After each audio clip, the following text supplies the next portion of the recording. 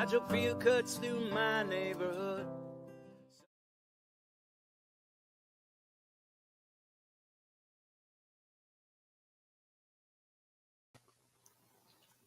Hi, everybody. Welcome to another episode of Fearlessly Authentic. I'm sorry we're running a little bit late. We probably should have scheduled it for 9:30. We weren't aware that there was going to be a little bit of a hiccup with time, but we're here. And here we are. Applejack is just getting home and settled, and he'll be back in, I don't know, 5-10 minutes or so. He'll be with us. So I wanted to check in and see how everybody was doing. It's a different night than I normally. And normally I don't do a show on a Tuesday. What's happening? Why am I getting all the beeps? Is that from you? Are you making things beep? I'm not beeping nothing. All right, there we go. So I wanted to do a show with CEBApplejack because he has just an amazing story coming from the hood to being able to turn his life around, and it's inspirational. And this is really why I started the channel, was to have conversations like this and to really get into the social issues of things and what's really happening. And I need to remember, I'm trying to bring my focus and attention back to some of the reasons why I started the show, which I'm so happy to have all of you guys here, and that it's been a year of doing this, and it's really amazing. And please know that you're all welcome to always come on the show and share your story and let us know about yourself, because this is a community, and that's truly what we have here. It's pretty amazing. Hey, it only says my name here, Steve. Yeah, I'm just a disembodied voice. I don't need a name.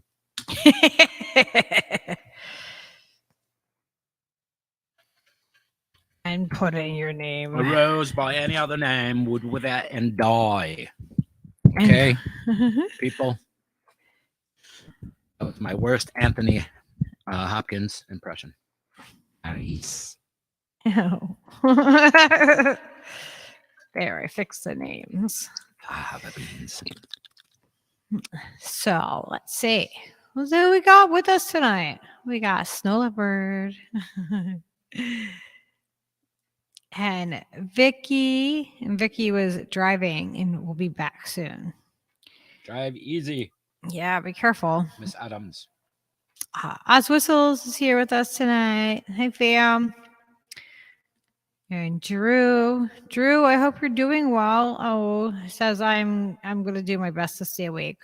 Highly medicated. Oh, that sucks. It's never a good thing. Well, I hope you feel better, and I hope tomorrow is better. Yeah, I hope so. We love you. So because we got music to be making, Mister. Absolutely. I sent him a track earlier. I didn't realize he was having issues, but I hope you feel better, brother. We got Jared Brown. Jared Brown with us. Oh, Grandma's very good.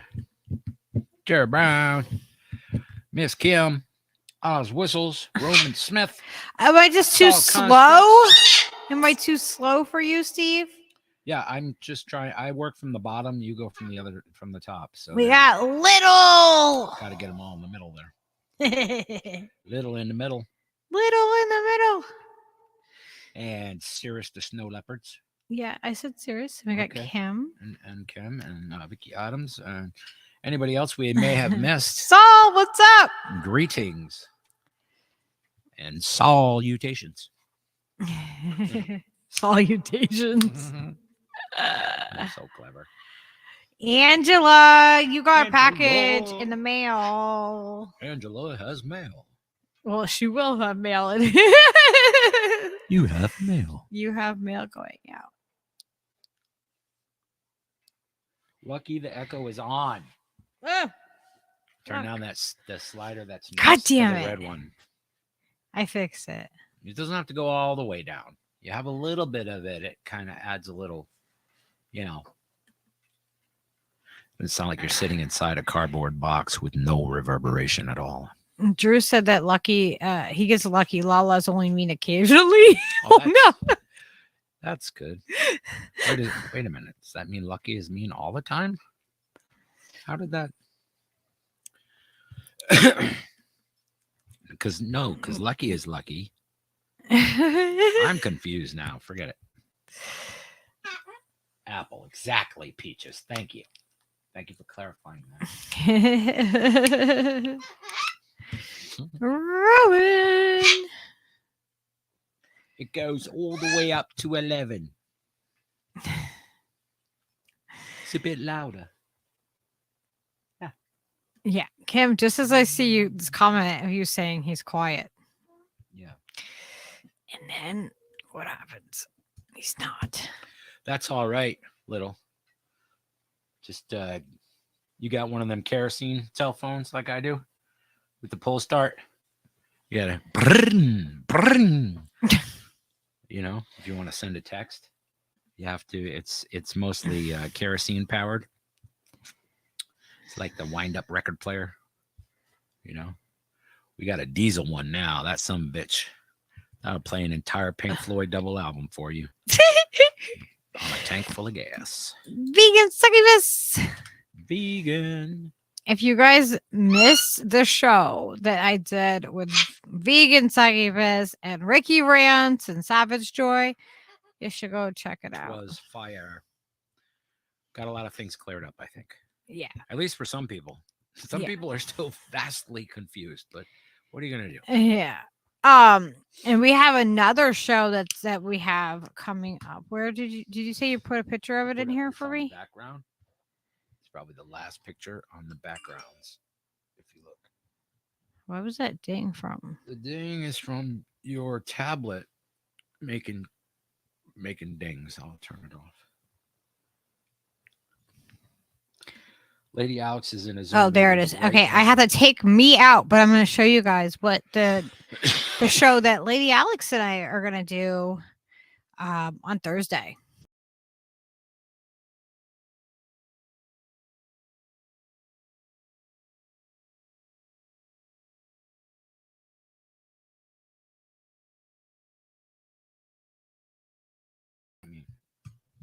I took us off of it to show them the background picture. Okay. So of the thumbnail for the Thursday show. Right. So they couldn't hear you. I don't know if that's true. I think you can have the background as long as you don't mute yourself. No, I removed us from the screen. Even if you remove the camera, it doesn't stop the audio, is my point. Well, no. Oh, if I remove us?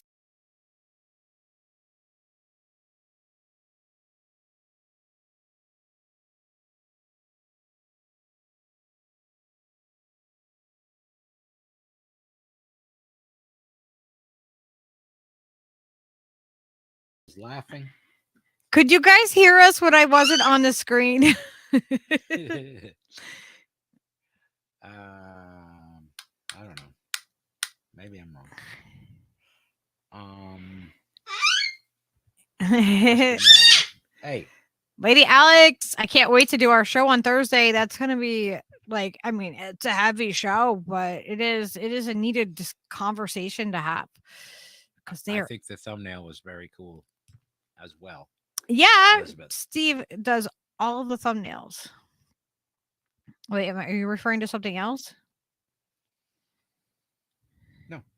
No. What was I gonna say? Oh, I just read Saul's comment. Said I'm not Steve's level yet to play live. I have a huge amount of gear to learn and perfect. As soon as I do, I'll go on and play. That's awesome. You can also, if you're like already recording stuff, you know what I mean? You can just play stuff that you already recorded for us as well. And equally groovy. Or whatever. You know what I mean? You take your time, do your thing. We're gonna keep doing the open mic for like, you know, the only way it won't occur is if I'm playing out somewhere. So it's all good. I'm keeping my Saturdays free.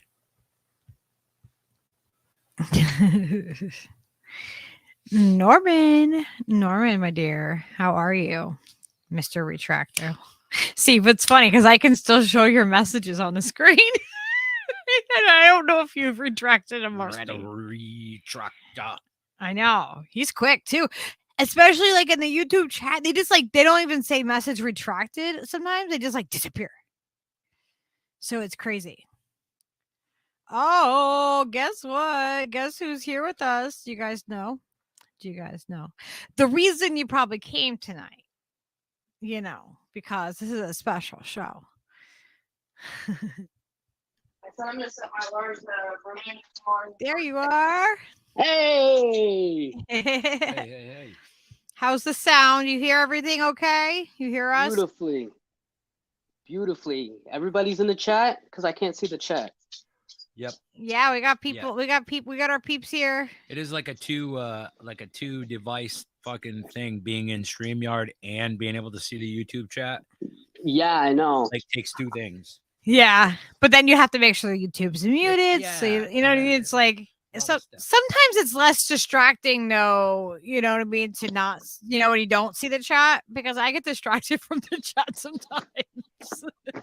So I want to apologize to everybody in the chat for me being late, that I had to drive to go pick up my girl from work. But we're back. He got a note from his girl. It's all good.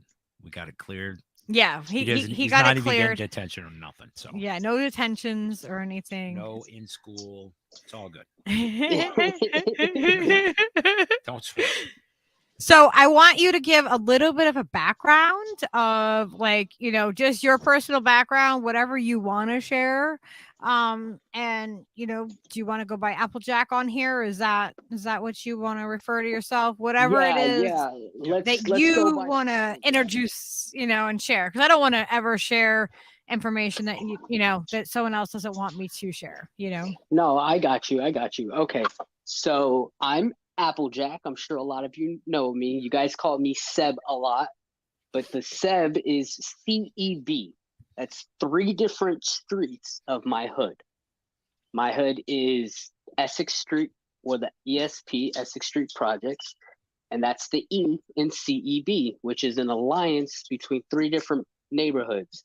Cedar Block, which are my boys, Essex Street, which is me, and Bolvinger Avenue, which are my other boys. But it's 3 neighborhoods mixed together, so we put the CEB in front of whatever name we get. And my name is Applejack because that's the name that I was given by my big homie. Now, a lot of people that don't know too much about my background, I grew up in a blood neighborhood, and when I was a kid, I was a blood. The blood gang that I was a part of was Brims, the 5'9" Brims. And those, they're always going to be part of my history. They're always going to be part of my background. I've done a lot of stuff for them. They've done a lot of stuff for me. As you guys know, I lost 2 of my cousins and I lost my brother to gun violence. They were part of the gang, and it was going back and forth. I was lucky enough to rise above it after serving a long time in prison. Moving to Ohio, having a child, and by the way, I'm from New York. People already know. New York City, repping it. But yeah, you have to like recap it as if, like, because there might be people that come and watch this after that haven't met you either, or seen you on the stream yet. So I'm from New York. I'm from Washington Heights, Essex Street Projects. People from New York would know where that's at, especially if they're from the city. I'm from the island of Manhattan, basically Spanish Harlem. We're very deep down there. There's a whole bunch of people, but where my background comes from, it's like my street, and a lot of like the younger generation of people from my hood, they're on YouTube. They're on they're people make biographies about them. These people go back and forth from shooting at each other. Oh, you know that. I see you, Soul Construct. I'm Dominican. I'm Dominican. I'm black and Dominican. So ya tú sabes, soy el papi chulo. But Chulo. Hey, listen. Before you go further, try to keep the phone closer to your face, just so it's a let little me bit put it louder down for so I'm not. everybody. Yeah, let me put it down so I'm not walking around everywhere. Yeah, that's I got good. Like phone. if you're a little bit closer, it should be perfect. Hell yeah, Washington Heights is Dominicanville. You know that. So That's awesome. Saul, you might have. We're gonna do a New Yorkers stream, like where we For just get all real. the New Yorkers together, and I can just imagine how this is gonna be. You'll have to join us on that one. Yeah. definitely. So basically a lot of stuff had gone bad with what we call, with a lot of bloods like myself, which I don't want to say that I'm a blood now, because I don't do what I used to do back in the day. Now I'm more political. I'm more family oriented. I work a regular job, and I feel like I bring more positivity to the world than what I've used to. Yeah. Oh, there's my love lady Alex. I see you. But the only reason why I would still consider and say a blood is within me, Brim is within me, is because that's where I came from. And I love my neighborhood. And even though I don't live there anymore, I would never put it down. But a lot of my past had to do with a special a lot of my past had to do with a lot of violence, especially with hating on a different neighborhood. I was close to 184th Street and 59th. Essex Street and 59th is where I'm from.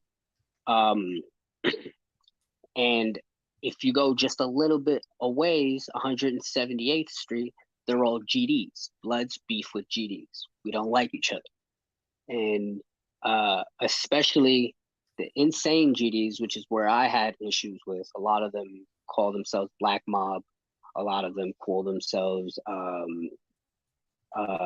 Storybook Killer, and a lot of them call themselves Murder Town. I went to jail. Okay, so here's a story of basically I've already gone to jail for it. People don't. I'm not saying my name on the stream anyway, but I can't get double jeopardy for any of this stuff. So I already went to jail for it. I already served my time. But I went to jail because two people that I believe had we were having issues. We've had issues going to school together, fighting all the time. Growing up when I was a little kid, that's just how it was. I didn't finish high school. I got my GED in prison, but it got to the point where it's like you don't even want to go to school. I went to PS 138. You didn't even want to go to school because you're just going there to get into fights. You're not going there to learn anything. You're not going there to fight anybody. I mean, you're not going there to learn anything from anybody. You're just basically going there to hang out with your boys and start fights with the enemies. Yes, they do have Crips in NY. They have a lot of Crips. But the difference between the West and the East is Bloods beef with Crips in the West. Bloods and Crips are kind of cool. We're kind of somewhat close. There's not a lot of Crips that I fuck with, but there's certain Crips that I chill with. And Bloods and Crips fight against GDs. So that's basically the war, is Bloods and Crips versus GD. There's other gangs out there, but the biggest by far is us three. There's also the us four, because there's the Latin Kings as well, but they have their own thing because they're always fighting against themselves. Their beef is GD also, but for the most part, they're always fighting against themselves. They have little subsets, and it's like Bloodline versus the King line, where they both like go at it with each other. And La Familia, which is a gang that sprouted from Kings, but now they beef with them. So they're mainly with their own drama. So we had most niñetas. That was another. yeah, the nietas is another big. That's like straight Puerto Rican. And another big gang is the Dominican gang Trinitario. They rep the green flag. They do their own war. Like, I'm not gonna sit there and downplay them. Like, they're not as crazy as we are, because they've done some crazy shit. But for the most part, when it had to do with me, we was warring with GDs. We used to throw it down and everything, because their symbol is the forks. They'll do little their middle. I'll show it. They go like that, and we'd go the opposite way, like that, saying forks down, because we hated them.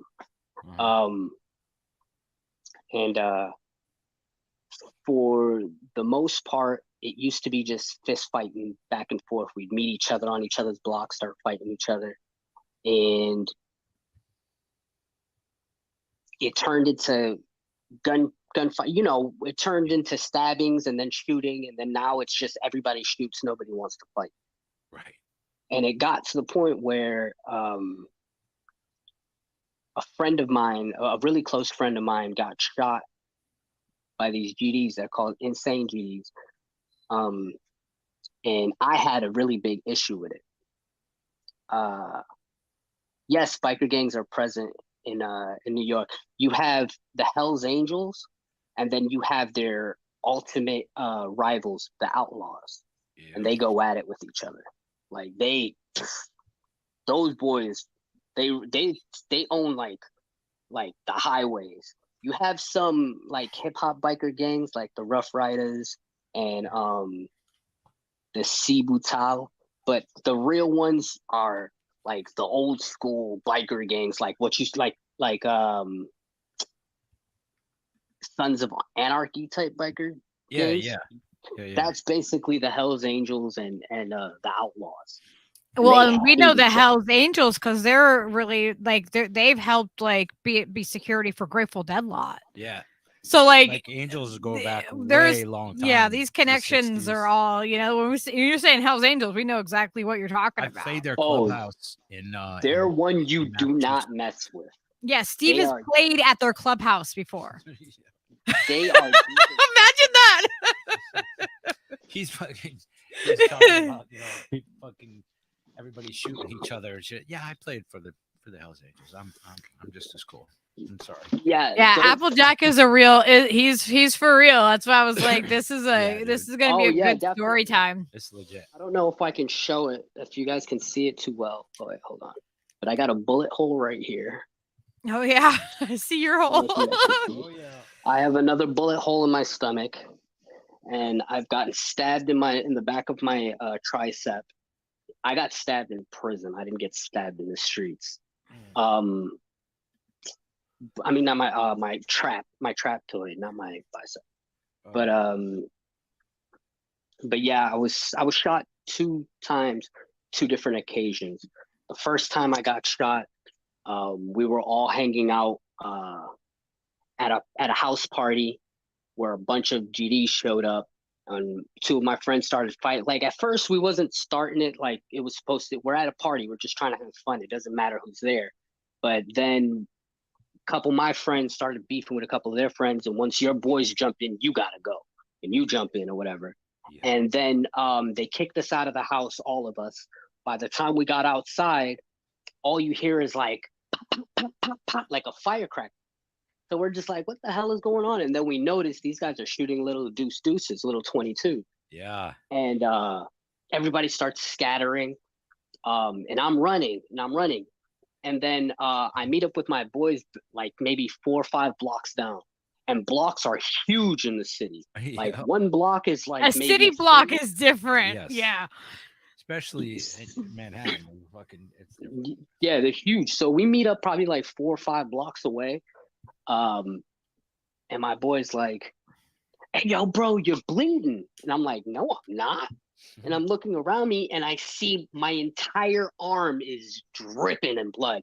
And that's when the burn started hitting me. I'm screaming like, going crazy and everything. Fuck yeah. I Howie.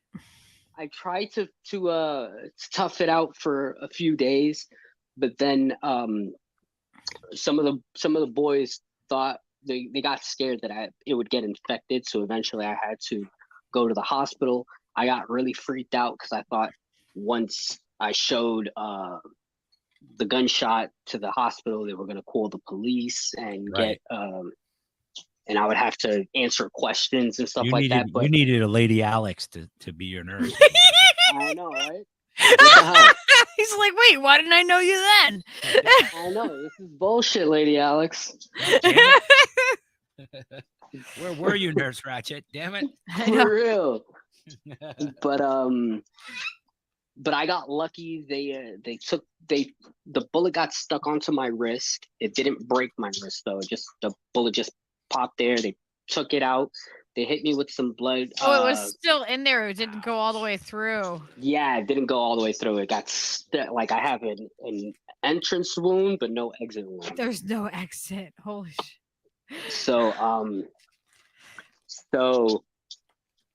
they popped the bullet out. They hit me up with a lot of painkillers, and then they just left me alone for like maybe an hour, and nobody showed up. So I just left. Didn't speak to no cops. Didn't see anybody. I didn't get no discharge papers. Nothing. None of that. I just got out. I was out of it. So that was pretty fine. I gave them a fake address, but I gave them my real name.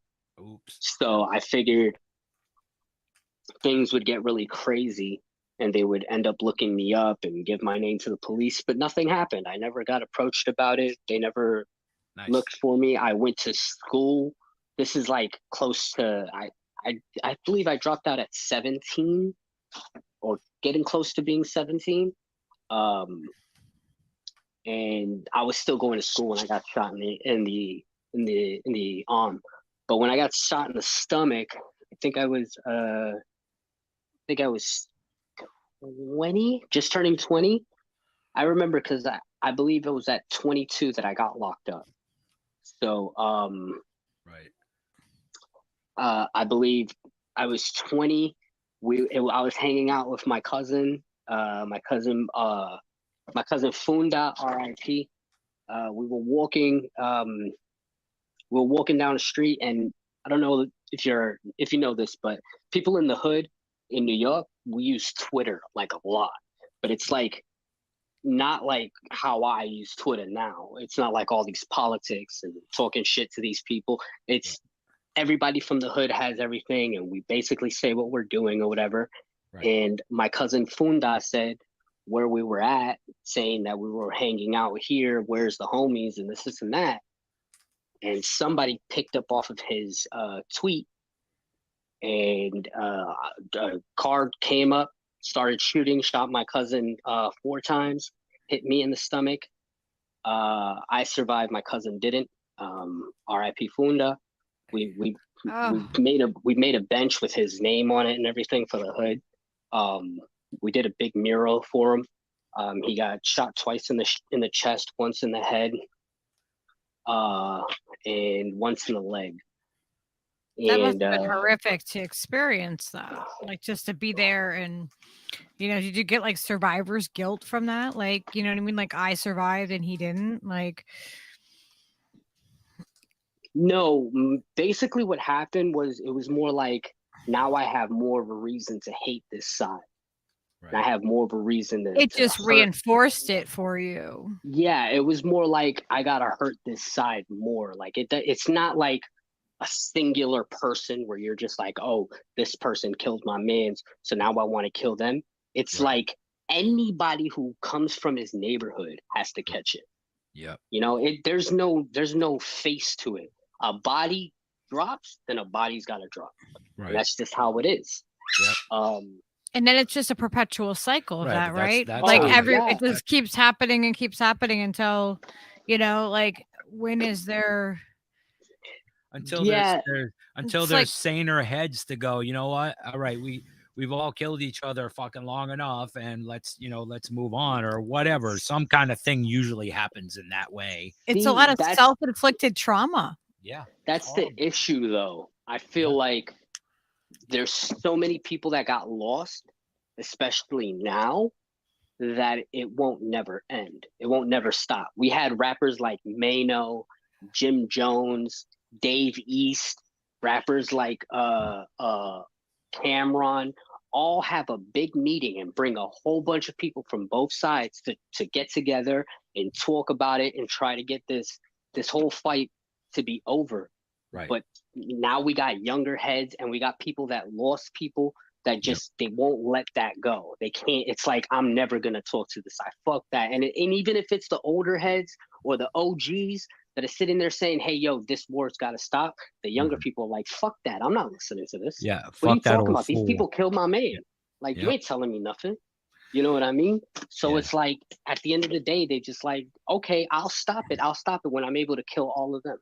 Right. It is. And they feel the same. Yeah. And so it perpetuates. It's that cycle that won't end because, you know what I mean? For several reasons, like you just, showed, if the young kids are hot because their fucking boys died, they're not going to listen to the OG dudes who already lost all their fucking people too. You know what I mean? Like all of that grief and everything is just generational too. You know what I mean? That shit's not going away.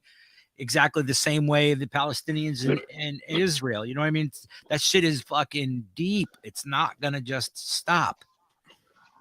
Exactly. Yeah. And the whole thing is, it cuts so deep that it's like, okay, like let's say with my cousin that I lost when I got shot in the stomach, my cousin Funda, he got killed. That burnt a fire in me. That burnt a fire in my cousins. That burnt a fire in my brother. That burnt a fire in the younger generation that was growing up in our family. That burnt a fire in my boy's younger brother that's just from the hood and knew Funda. That burnt a hole in the little kids that used to hang out with Funda's little brother, who's like 10 years younger than all of us.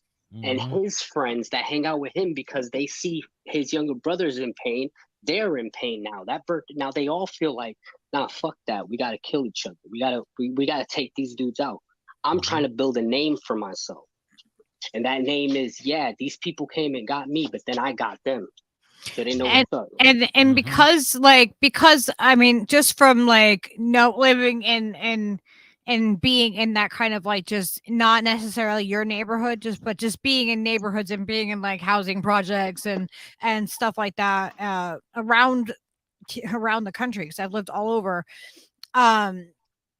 It's not just like one person and it's like a small family. It's like everybody knows each other, and then everybody's family, like they're like the tribal connection the community is it's huge. And then people have kids, and then you know what I mean, and people don't escape it and they don't leave it, and so then it's constantly being fed. It's culture at that point. You know what I mean? What he's talking about is generations of people, even, you know what I mean, doing the same things, and it just keeps going because it's part of, the fabric of, of living there. That's like the dynamic, you know what I mean? But the sense of community around that, I agree, is much stronger in most cases than, what white America has.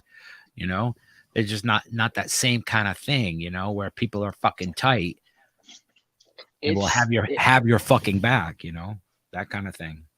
Yeah, it's pretty ridiculous. Like what happened to my friend. A friend of mine was driving with his brother and his two cousins, and they were driving down the street coming from a club, and someone shot up the car, and my friend was the only one that survived. Jesus. And that just created like this permanent hatred, you know? And then it also creates like, it's like wartime. Wartime creates heroes. You get war heroes. Martyrs and heroes. Yep. It gets to the point where even if you don't hate, you just know that your neighborhood is at war with this other neighborhood.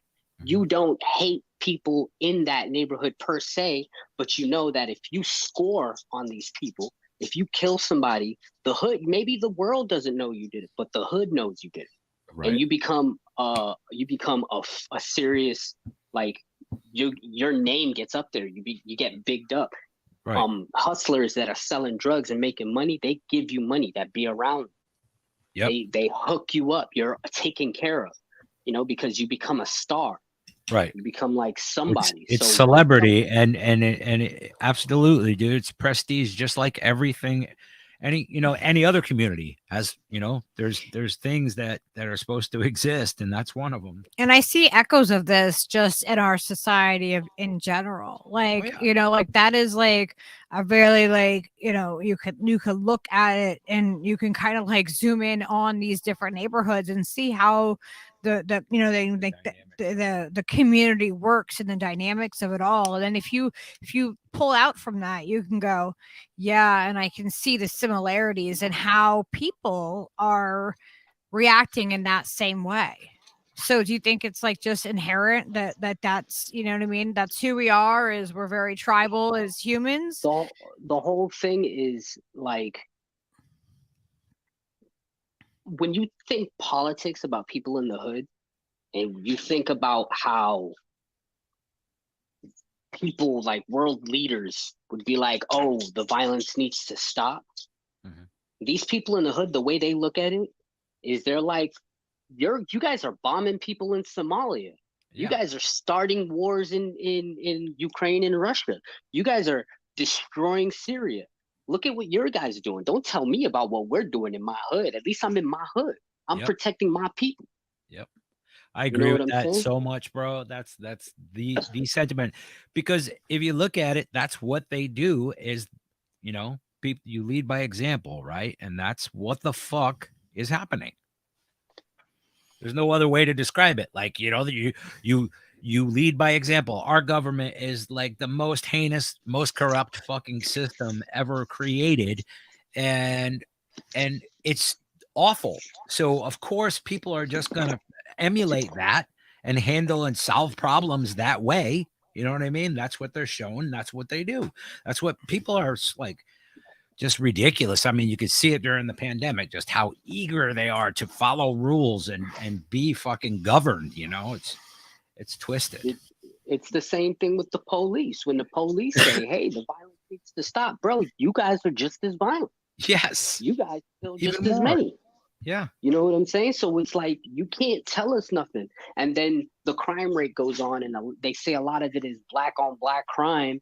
And they'll be like, oh, well, look, you guys are causing the most bullshit. Yeah, but guess what? You guys are supposed to protect and serve. Even one person you kill should be looked at poorly. Absolutely. You guys are killing many people. Thousands a year. And just indiscriminately, like most of it just seems like they're just overreacting. Like they are so terrified of just another person that's not one of them. Like, how do they not shoot each other? Like, seriously, how come there's not more cop on cops killing each other? That's the biggest gang around. That's the biggest gang around. I mean, besides the federal government, there's no bigger gang than, the military, all of those things. Absolutely. They're all kind of gangs too. But on a civilian level, there's no bigger gang than the fucking police. And did you see this question from Saul? Whatever they want. Hands of Knack. If you've ever heard of Knack, N-A-K, that tag I think he's talking about. Oh, N-A-K, like a graffiti tag? I think so. Maybe. I've seen so many. Like there's J Knowledge, there's Forever Breeze, there's the Spider Crew. Oh yeah, I've heard of Corona Gangsta. Yeah, La Carona. Hell yeah. That means crown. Yeah. Yeah, I've heard of. I've heard of them. I think that's his. I think that's his. That's dope.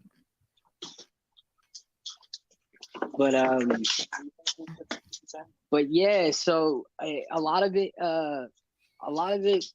was crap. But back on to the reason why I got locked up was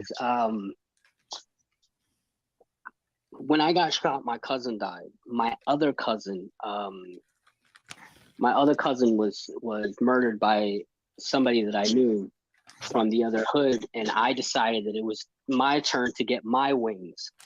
So I drove up to West Block in Essex, which is it's not my part of Essex. It's like way far down. This is like maybe 170th Street or something. And I seen two GDs that one of them I knew, I went to school with. The other one I knew who he was. I just didn't know him like that. And we were driving. I seen him. We kept driving. When I seen him, I told my man, we spun around the block a couple times. I seen him like maybe 3-4 times. And then we parked maybe half a block up. I came out the car. I ran up to him. I had a red bandana around my face, and I shot him 6 times. Shot him 6 times, but he survived. Damn. I shot him 6 times, and then I ran. He turned the car on and drove down. Maybe a block further. I ran into a few gangways, and then I came out the alley and I was walking, and I seen the car and I jumped in the car and drove off. And after that, I hung out at the projects maybe for 2 days, and I heard that the police were looking for. No, I heard that they had a person of interest in the shooting. That's when we found out that he was that he survived, that he was going to make it. He was in critical condition, but he was going to make it. That's when I started freaking out. So I ran to Massachusetts. And I was in Lawrence, Massachusetts for a while. I was hanging out there for a while on the run. Then maybe a month later, after I ran to Massachusetts, is when my boys told me that they were looking for me, that the police were looking for me, that were around the projects looking for me. And I thought, I was like, okay, well, I can never go back to New York. I'm done. So I hung out in Massachusetts for a while. I had a few homies out there. I met more friends out there. I was living from one homie's basement to another homie's couch. You know, I was just jumping from house to house, staying there until finally I got picked up by the police, and I got sent to Essex County Jail. They call it Middleton, Massachusetts. Yeah. I was there in the murder block, but they didn't tell me what my charges were. They didn't even bring me to court until like maybe 2 weeks later. Damn. When I went to court, they told me I had attempted murder charges. My charges were assault and battery with a deadly weapon, assault to murder, serious bodily injury, and malicious intent out of New York. And they wanted to extradite me, and I was fighting extradition. I sat in Middleton County fighting my case, which is also a Fed county. They held federal there as well. I sat in Middleton for maybe maybe a year and 2 months, fighting extradition. Eventually they got me. They extradited me to Rikers. When I made it to Rikers, it took maybe 6 months before I was set up to go to trial. But that's so harsh how they fucking just hold you. Like, yeah, we don't have any real plans for you. We'll just let you sit here for a while. Well, the thing about Rikers is, like, if you're part of the gang, you got to say you're a part of the gang, and they'll put you on a block with your gang members. Yeah. Instead of putting you on a block with the other side, so they try to prevent fights from happening. Right. But if they don't like you, or if there's a certain situation, they'll fuck with you and put you in the wrong block. Right. That's I fucked thought up. yeah, I mean, I'm I not thought surprised. It's like you have to be honest about your affiliation, otherwise you're fucked, you know? and then if you are honest and they want to fuck with you, then Yes. you're fucked. Yes. yeah, they put me on a statistical threat group, STG, where so I'm by the government labeled as a gang member. Yeah. And I tried to play it off and say I wasn't doing nothing. I wasn't a part of nothing. I was just from this hood, but I didn't rep anything. And they didn't like that. So they put me in a somewhat of a neutral block, but it had a lot of, they put me in a Crip block, but a Crip block that had a lot of GDs. And for the most part, we stayed away from each other. But then I started doing GED class in Rikers. And in class, I got stabbed. I was sitting down, taking notes. They were teaching us cross multiplication, and I was getting it. I felt wicked cool. It made me feel really good because I was like, oh, I can actually get this. I can actually get my high school diploma or something, you know? I felt pretty good. And then like all I felt was something hit my back, just like a thud, like a boom. And I thought somebody bumped into me. But when I turned and looked, I had a pencil sticking out of my back and I was bleeding. Oh, and that's when I got snuffed in the face and I fell down. One of my boys jumped over the table and started fighting with the dude that stabbed me. I got up and I went to go jump at the dude that stabbed me. Also, we were going to jump him, but then his boy came and snuffed me on the side. So I felt like I barely got anything in. I got hit on one side and then I got hit on the other side. And then I fell down to the ground. I got up, and when I went to go jump, they were jumping my boy that was fighting the dude that stabbed me. And when I went to go run into the fight, the police came in, started breaking us all up, had us on the ground, brought the dogs with them. And then they brought me to the SHU, which is the infirmary. They took out the pencil. They taped me up and shit. I had to stay in the infirmary on where they have like the suicide watch, where it's like a stripped down cell with a door, and it's like see through with a big ass window, and they can just see everything you do. They can see whenever you take a shit. Yeah, the only difference is PC room. Yeah. instead of having the turtle suit like everybody else who goes in there,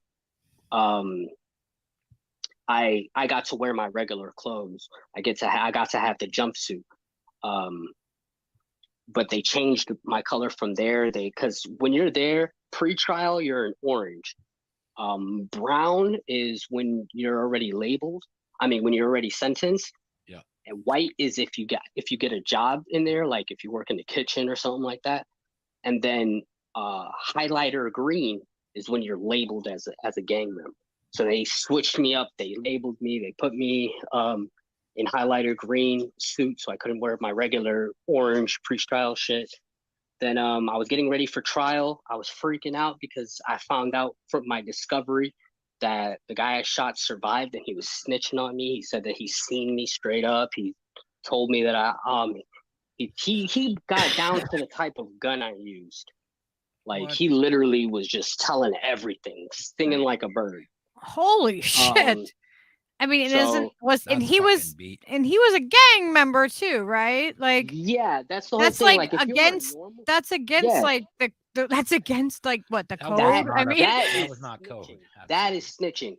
If say like you guys say if it was you, something happened and you guys called the police and told them what's going on, that's not snitching because you're average people, you're regular people. Right. But if you're in that life, if you're acting that life and then you run to the police, now you're snitching. I still don't call the cops. Difference. Like even being and not, you know, like I handle it. Yeah, I'm not saying that you would call the police. I'm just saying that's the difference. If it was a different if we were involved in that situation. A civilian or somebody in the thing, you know what I mean? Like that's the difference. So I got freaked out. Where the hell? So I got freaked out after I found out. What year did everything happen? Like, what year were you like in New York and then into the prison? I shot him, I think in the beginning of 2009. Then in the ending of 2008, I ran and I was in Massachusetts for the entirety of 2009. And then I got picked up in 2010. And like, I think February 2010 is when I started my bid in Middleton County in Massachusetts. And after everything was all said and done, I came out in 2017. I think maybe April, January, February, March, April. Yeah, April, because when I came out, I had gotten with my girl and I had my kid. Which is messed up too, because I got out. I went in there because I lost two of my cousins. My second cousin that I lost, I got mad enough to shoot somebody. I do my time. I get out. I have my kid.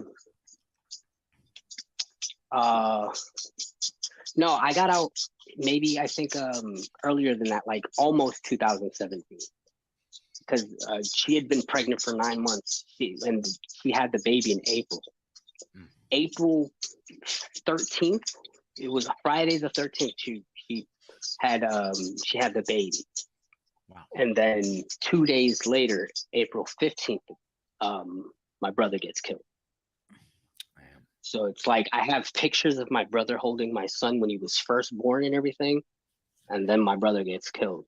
So my son is never gonna know him, which really sucks. That does. But yeah. So bro, thank you so no, much I'm sorry. for sharing with us like this. I'm sorry. No, amazing. it's cool. It's cool. It's part of my life. It's part of my history. It's scars that I'll wear for the rest of them, and I don't shy away from it. Because I was able to survive all of it. You did. Yeah. And you changed, I mean, you went from living such a life that, most people probably get out of in a body bag. You know what I mean? Like it's not an easy life, and you got out of it and you're living a completely different life now. I mean, I find it to be inspirational that you were able to turn your life around from that, because that's not easy. That's not easy. It's pretty badass. Second, I'm checking my girl's car for. Anyway, I'm sorry.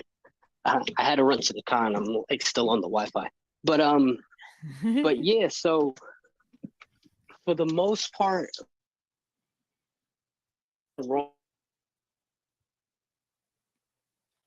Oh, you broke up a little bit. Yeah, I think he's probably okay. I'm back, right? There you are. We'll catch up. There you All are. right. So it was reconnecting to the Wi-Fi. So I got out in April of 2017. Then my son was born in 2018. That's where I had it all messed up. So Okay. So yeah, and then my brother died in 2018. My brother was murdered in 2018. But yeah, I came out in April 2017, and I had all that time with my brother after getting out. We celebrated. We had a pretty fun lifestyle. We made a music video with some of my boys that be making music videos. And I'm not gonna lie, I was still when I came out, I was still like, this is my street, this is my hood. I'm gonna be here till they take me away, And I met Brooke online. We used to chat to each other all the time. And then when she found out I got locked up, she wrote me a letter. She was the only one that wrote me while I was in here. So like, I decided when I got out that I was gonna go get her. So I drove out to Ohio. She's from out here. I drove out to Ohio. I picked her up. I brought her back to New York, and that's when she got pregnant and we had our kid. But when we had our kid, she was like, we can't stay here. And then her dad had bought this house that we live in now, and he was like, oh, you just pay me rent and then you guys can have the house. So that's basically how we're living here in Ohio. Nice. But yeah, I mean, first off, I live in like a beautiful neighborhood, like a cul-de-sac type neighborhood. There's like nothing but rich, quiet white people around me. And I have more diversity probably in just my couple of neighbors on either side definitely. of me than you do. Definitely. I live in a house, okay? A house. I've lived in apartments my whole life. Yeah, we're in an apartment. Right? That must be amazing. Life has been crazy since I moved here. Like, like people say, like, I live in Kent, Ohio now, and people were like, "You're going to Ohio? You know, there's white people there. You're Hispanic and black. They're gonna be mad racist to you. Like, what's wrong with you?" And I've met white people. How that'll take funny their is shirts that? off. Like, there's white people there. I've met more white people out here that'll take their shirts off their backs for me than I know black and Hispanics back at home. Yeah, dude. Like, it's ridiculous. Like, maybe they have racism, but they don't show it to my face. They're like, "Oh my God, do you need anything? You need help? I got you." And I'm like, "Where's the rate?" Like, I feel more racism back home. To me, it's like it's about like if you live in a place where people care about the people that live in that place, they care about everybody that lives in that place. And you know what I mean? If you're a person who lives in that place now, then you fucking get the same kind of care. That's the kind of town that I fucking like. You know what I mean? Yeah, That's they're inclusive. They're like, "Wow, you're from New York? Oh, tell us about it. Oh my God, your accent, it sounds so cool. And hey, you need a job? I got a job. I'll get you a job. That's nothing. My cousin owns this job over here." Or "Oh, hey, I got I'm running this security job if you want it." And it's like, yeah, bro, like, holy shit. Yeah, I'm in New York my entire life. I can't get a job for the life of me. right. That's amazing. That right there is so empowering right there. Just that one thing, doing that, and like being successful in a job position that, especially in a place that if you like it, it's the fucking best. Or even if you hate it, it could still be the best because the people that you work with or whatever the situation, just to be fucking doing it sometimes is like just the coolest. And it's not the same in the city. I'm sure it's much more fucking difficult to get the job in the first place. Yeah. It's free. It's yes, they are. I got them. It's so crazy. It's like, I've never. These people said they got me the security job I work now. You know, and it's like, if I wasn't selling drugs where I come from, I wasn't making any money.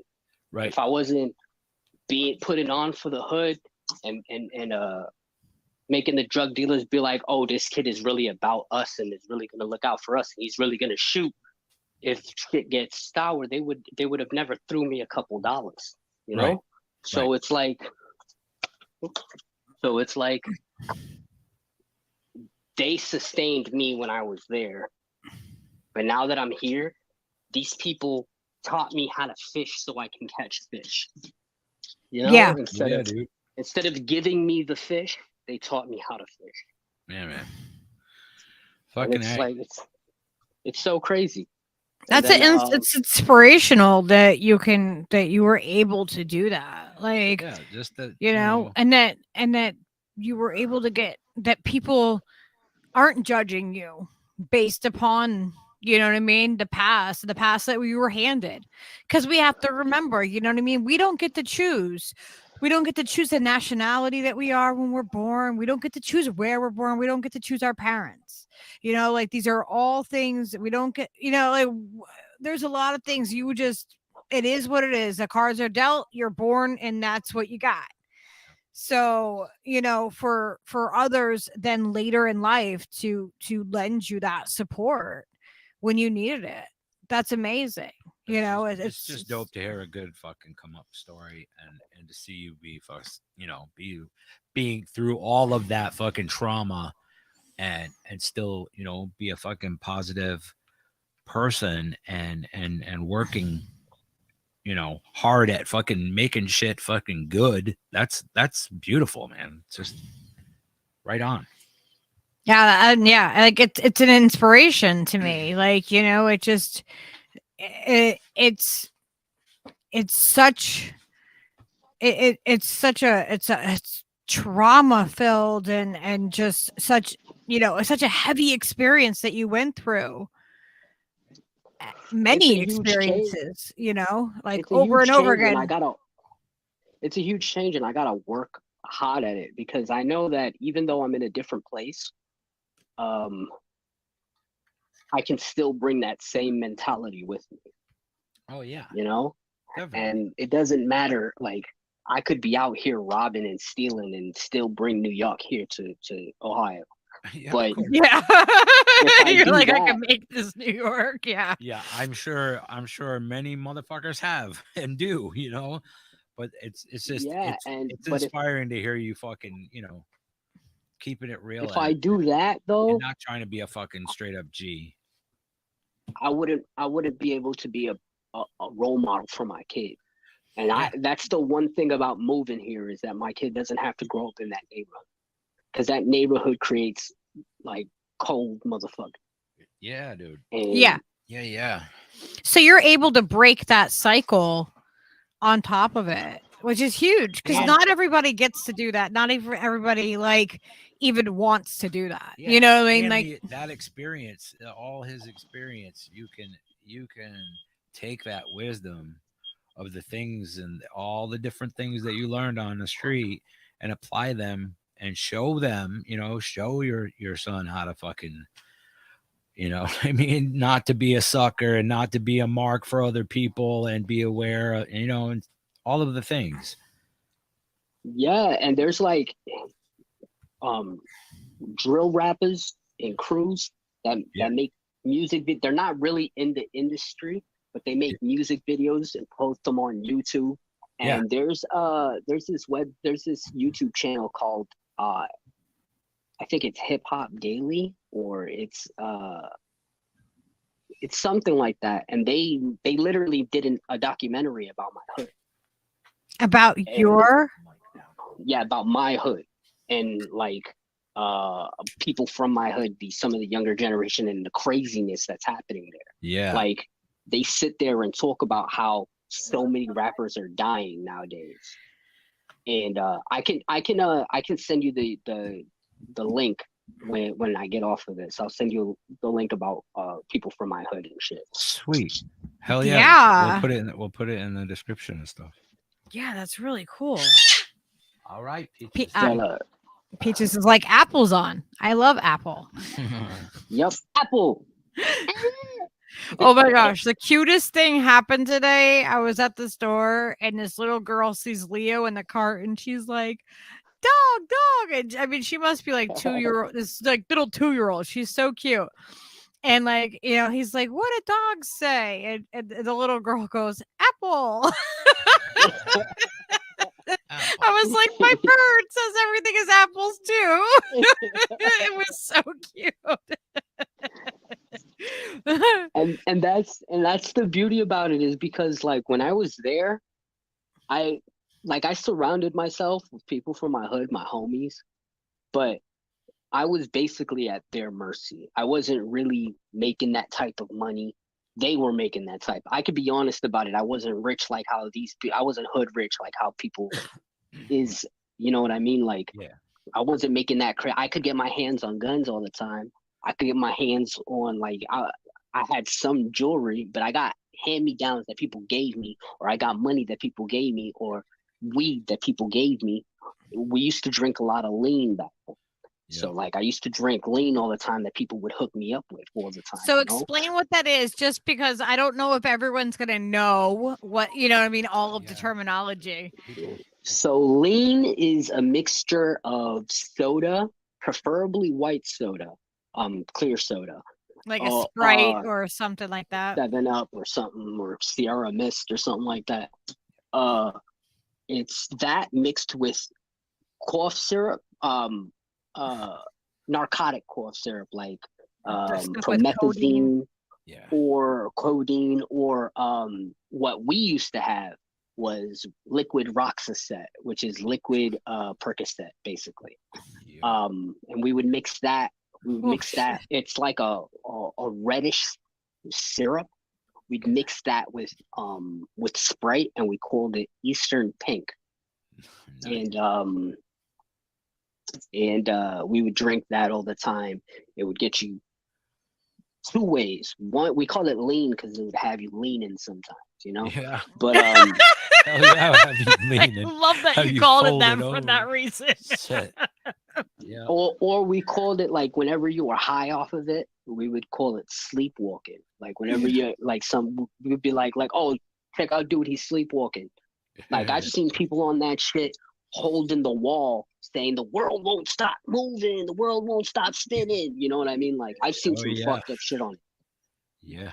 But it would work like I can fully relate to that whole opiate thing, like the Roxaset thing, the you know, like I perk 30s like by the fucking dozens and stuff, you know, like it's ridiculous.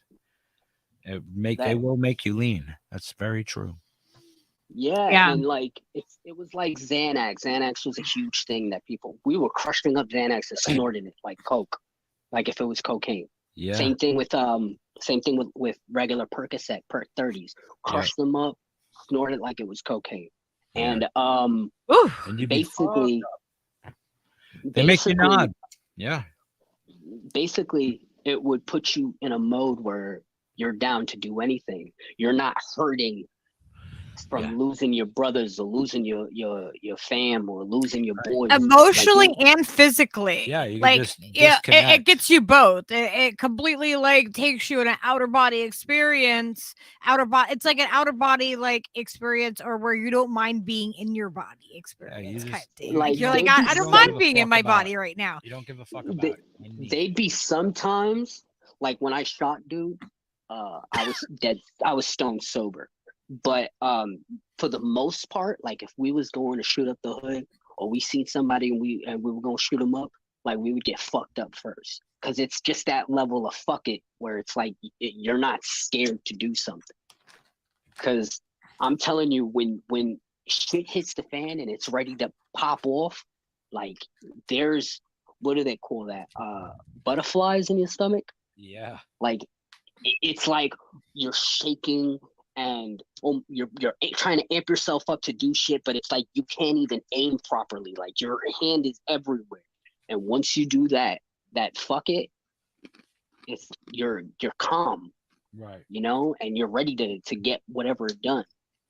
And then, but the bad part about it is when you're like that, and you're not doing anything, you're like, first off, you're like, oh, let's slide, and slide means you're gonna go shoot up a neighborhood. Mm-hmm. But you're either gonna do that, or you're gonna be, oh, let's rob this corner store. Let's rob this store 24. Damn. Or you look at that 7-Eleven. Let's go get these niggas. You know what I mean? And because it puts you in that mode where you're down to do whatever. And then the first thing you're thinking, and either way, shit. Yep. Like it feels like either way, whether you're in your neighborhood with your boys, or if you end up in prison with your boys, you're still with your boys. You're still with you know what I mean? You're still with your people. So it's like either way, you're still living that same life, whether you do it on the outside or you do it on the inside. Exactly. And it's, in one way, it's like a feeling of brotherhood that, like, these are your family. Yeah. These are your boys. Like, there's no other high that's better than that feeling, because you're just like, I'm with my niggas, you know. But then at ride or die, that's it. Like that's a valid feeling, man. Fuck yeah. But then in that other side, like when I was locked up and I got into a fight and they brought me to the hole, you're by yourself and you're sitting there like, fuck, what did I do with my, like, what choices did I make that ended me right here? Right. You know? But then you feel like you're in too deep, where you just can't turn around and be like, nah, I gotta turn around from all of this. Like, even when I was moving here to Ohio, it took a lot for me to move here. Like it took a lot for me to leave Well, New I York. mean, culture shock. I mean, what the fuck? You're all of a sudden around just like all these, these people that don't look like you. You know what I mean? Like, I mean, talk about that a little bit because, like even the area that I'm in, like we have a very like multicultural area that we live in Connecticut. Like it's not just like all like these white people. Like I have like our neighborhood specifically, like we're not there's I'm hip to Connecticut. I went down to Vernon and to Hartford. When I was in Massachusetts, we went to like Providence, Rhode Island. We're closer to Mohegan Sun, like the big casino there. Oh yeah, the casino. We went out there. Yeah, so I'm like 5 minutes from Mohegan. So like we have, it's really super diverse, like where we live, like because around the casino there is a huge like Asian and like Japanese population, and we have Cambodian. like, I mean, I have a Tibetan monk that lives around the corner from me. Like there, like it's like every kind of culture like in southeastern Connecticut. And it's really kind of weird just because it's like, like when people think of like Connecticut, they think of like, white people and like these fancy, like little white picket. No, we live in a very multicultural neighborhood. My daughter grew up calling her friends like mocha and chocolate because like when she was little, she did like, we didn't like, those were our friends, you know what I mean? Like we didn't define them based on their race because there was like, I mean, it's like just colorful, like her whole classroom was like colorful of different shades of people. So I always thought I love that she called her friends like yummy things. Like she's like like who wouldn't want to be called chocolate? Chocolate is loved.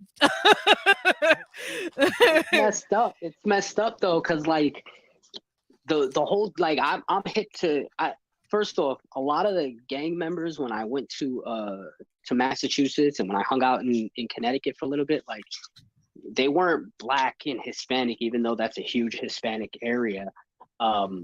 They were Cambodians. Like talk about my Asian homies. I was rocking with my Asian homies, especially the Cambodians, the Khmer kids and all of that. And they brought me to Connecticut and got me hit to like the solids out there. And I was rocking with a lot of them solid gangs out there. And like I was literally sleeping in a couch in Vernon, chilling out with like a bunch of guys that walk around like white boys that would call themselves solid Spanish. They'd be like Los Sólidos. And it's like, these are my dudes. Like I fuck with them, Los Sólidos, dude. I was down with them guys too. Yep, Steve knows those guys. like Niñata. I'm hit to some of the gangs out there in Connecticut. They have all of every variety in Connecticut. There are really white, like snooty Connecticut neighborhoods. There are totally are. Oh yeah. But like we are so close to like New York and like Mass and Rhode Island that we get like, we get a whole mix of people, especially like in our area. Especially like having done time in prison in Connecticut, like there was like fucking 20 different kinds of gangs in the fucking little tiny jail we were in. You know what I mean? It was so many names. Like stop playing. Connecticut is freaking Connecticut has like a large amount of those gangs out there. I was hanging out with them, so I know. Yeah. And that's the funny part is because I sit here and I talk about like white people out here in Ohio. Like there's white people out there where you guys are at, but your type of white people is different. You guys is like hood white people. Like we have a whole black. There's many different levels. Like the poor class in Connecticut is generally people are clicked together. You know what I mean? So like that's why there are so many different fucking sets of people. For real, we're not enriched like white people area. Like that's like not where we live at all. Yeah, that's why I'm saying like people in the West will be like, oh, your blood, And then you got this homie right here, and he's white. How is he blood? But in the East, white boys are bloods, and they really put on, and they really put on. Like they don't play. Like you gotta figure, if these white boys is hanging out with a bunch of black and Hispanics and they're accepted by these people, you got to know that they're crazy enough to be accepted by those people. There's a reason for it. Exactly. Yeah. If you knew some of the stories about like the places that I lived in Connecticut, like as a young girl, as a 16-year-old, the house that I lived in before I moved cross country to go meet my dad for the first time, like I got on a plane and went from Connecticut to Washington State by myself at 16 to go meet my dad and live with him also, and didn't know him. Like, oh, you're okay. You're my dad. Okay. Yeah. Like, oh, let's let the crazy fucking ensue. Yeah, like within like a week of meeting the guy, there was like sheriffs with shotguns on my dad and shit. Like, yeah, like within a week of meeting my dad, and like shortly after meeting him, I was not living with him, and he didn't even have a house there. He lived in a camper in the back of a truck. Like, yeah, like I gotta get into my story sometime because it's this is crazy. And it's the whole thing, because like I feel like the West is known for their gangs, but I feel like the East has way more gangs. Like, I don't know if Little's in the chat, but woo to my boy for his juggalo-ness. But they have a juggalo gang out here, like not here, but in Mass and in New York. I've met some juggalos. Yeah, they got this gang called SJC 75 Deuce, which is Sadistic Juggalo Crew. Yeah, I've heard of them. They put on like they're crazy. They are lit, like cooked in the head. You see them with their purple and red hair and Hatchet Man tattoos, with their tripped jeans, with a gun. I've had some juggalos at my apartment. Some raging people, man. We've had some good times hanging with some crazies. Like, they really put on. Like, I was able to hang out with a lot of different people. Now, like you were talking about culture shock. Now, I don't hang out with anybody. I don't really have friends out here. My friends are you guys online. That's why I'm always jumping around trying to say what's up to y'all. But I don't really have, like, I've gone from hanging out with like 100 people deep at parties, taking pictures, to I hang out with my son and my girl. And I have like maybe 4 friends that I know from out here that I made cool friends with, but I don't really see them like that. And I'm always working. Maybe I have my work friends, my coworkers that I talk to all the time. We have a little chat group that we talk in, but for the most part, if I'm not home, I'm working, and if I'm not working, I'm home. I'm not really hanging out with nobody. Right on. So it's like a completely different lifestyle that I'm living now, you know? Yeah. And it's wild. Like, it's crazy. I've seen people die in front of me, and now I see people. I'm buying a Tesla and freaking driving around with jewelry on me, you know, shining and gleaming. You know, like, life has completely transformed for me. Yeah, that's fucking great, dude. My little Gengar. you know, like, it's so cute. I love it. No, you deserve it, bro. You come out of that shit, and you're doing the right thing, you know. Sounds like you need a fucking good hobby though. Like, you should grow pot or something, you know. Do something that would occupy your brain a little. The whole weed is way different out here. In Ohio, it's still like illegal. Like, you can't, like in New York and in Massachusetts. Yeah, even in Connecticut, you can roll a blunt and start walking down the street and start smoking and walking down the street. You can't do that out here. Yeah. You know, like, you gotta go with the, you know, I'm lucky enough that I found the weed dealers out here, but right. I know that would be so hard about moving to a new place, is like, how do you find a good weed dealer? That's always the thing. Working in the restaurant for years, it was always easy to get weed. You can go it's also funny though, because you can go drive an hour away from here to Cuyahoga, or 2 hours to Michigan, and just go to a dispensary and buy big bulks of weed for really cheap, and they're really good weed, you know? That's and it's cool. like, so I'm able to keep up. That's another thing. And over there, I buy dimes and 3.5s. Right. And quarters. Up here, I'm buying like half a quarter pound. The West Coast, on the West Coast, they used to call them Haiths. Like, because it was you could buy it on Haight Street. It wasn't quite 3.5. It was a eighth, you know. Eighties.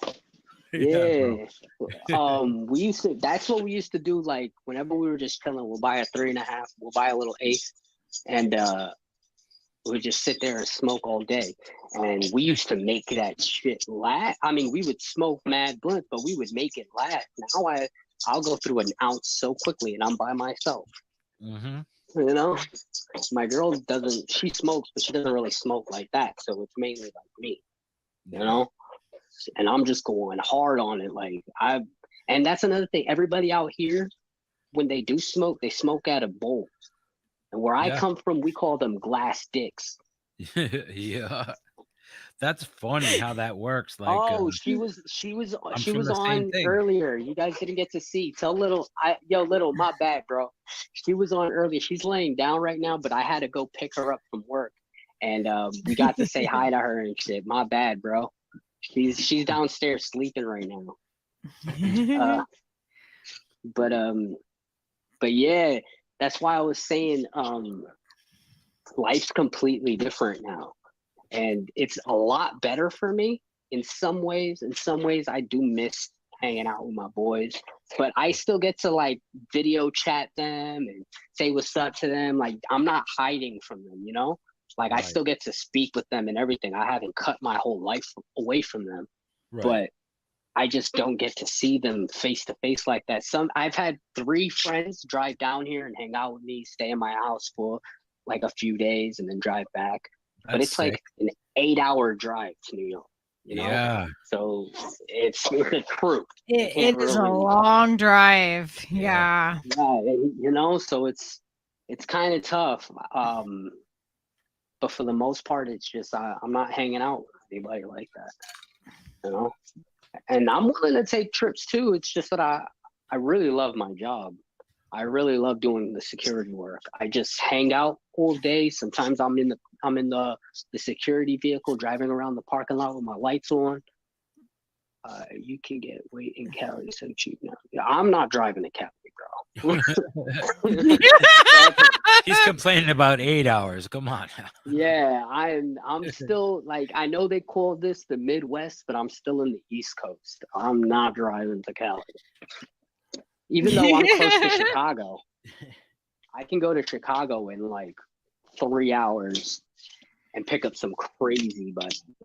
I bet. You go to Chicago and pick up whatever the fuck you want. Yeah. Yeah, that's how it is in Massachusetts too. They got that SJC 75 deuce. Them juggalos don't play. Those are like, us in the hood will shoot people. They'll shoot people, grab the body, dig a hole, and bury them. Like, they're crazy. They're insane. Yes, bro. I got that impression like several times, like, at a few parties. Like, wow, those guys that just keep walking through the fire over and over, they're fucking a little twisted, right? Like, what is going on with them? Like, watching them just eating fucking handfuls of mushrooms, then later they were like literally walking through the fire. I'm like, okay.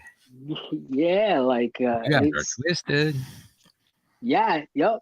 And now it's like half the juggalos be beefing with each other now. They're like the ones with ICP and the ones with Cottonmouth Kings or some shit like that. Like, I'm not really hip to a lot of it.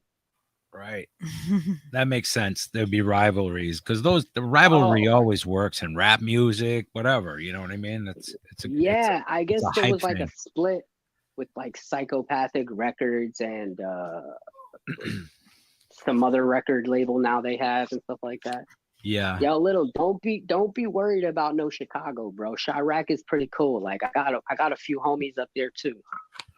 I just don't like Chicago because they're deep with GDs, and even though I don't got problem with GDs everywhere, my problem is with the GDs in New York. But I just don't want them to look up my Facebook and see me pictures of me throwing GDK down and shit, and then they're like, oh, let's do the GDK and try and kill me. So I don't chill in Chicago, but I go out there sometimes. I'll go out there, pick up some nice bud. I'll go out there and meet up some of the friends that I know that are out there.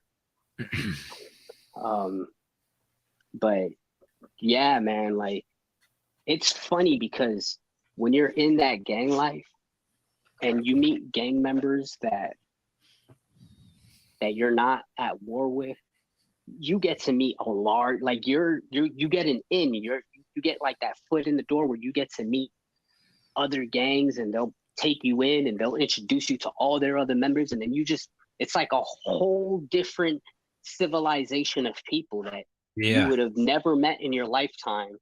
But they're just like, oh, this dude bangs. Oh, what you bang? You bang blood? Oh, that's what's up. Especially juggalos, because juggalos have bloods in them, they have crips in them, they have everything in them. Yeah. And that's another thing that we do, like my brother, like my name is Applejack. My brother's nickname was Pilly Piff. And when he died, like when people die and shit, you honor them in different ways. Like my set is 5'9" Brim. That's my blood set. And we're a huge, like we're big, but we don't chill with everybody within the set. We have our own little breakdown, our subgroup within 5'9" Brim, and we call us PPG, Pilly Piff Gang, in honor of my brother Pilly, who passed. So that's what we throw it down like that. 2 P's, Pilly Piff. And there's a group of us, and every April 15th, we have Philly Day, where we celebrate, we make barbecues. I'll jump on video chat, and all the homies over there that rep Pilly Piff Gang, they all do their little thing, you know. And it's the same thing with my cousin. My cousin got a Funda World, and a lot of people rep Funda World, because when they killed my cousin, a lot of people that were close to my cousin was like, oh no, this is our little side. And they're all 5'9" Brim too, but they're just their own little subset. That's fucking dope. And then Norman. And then you'll have other people, you know. I like what Norman said. I would never be a member of any club that would have me as a member.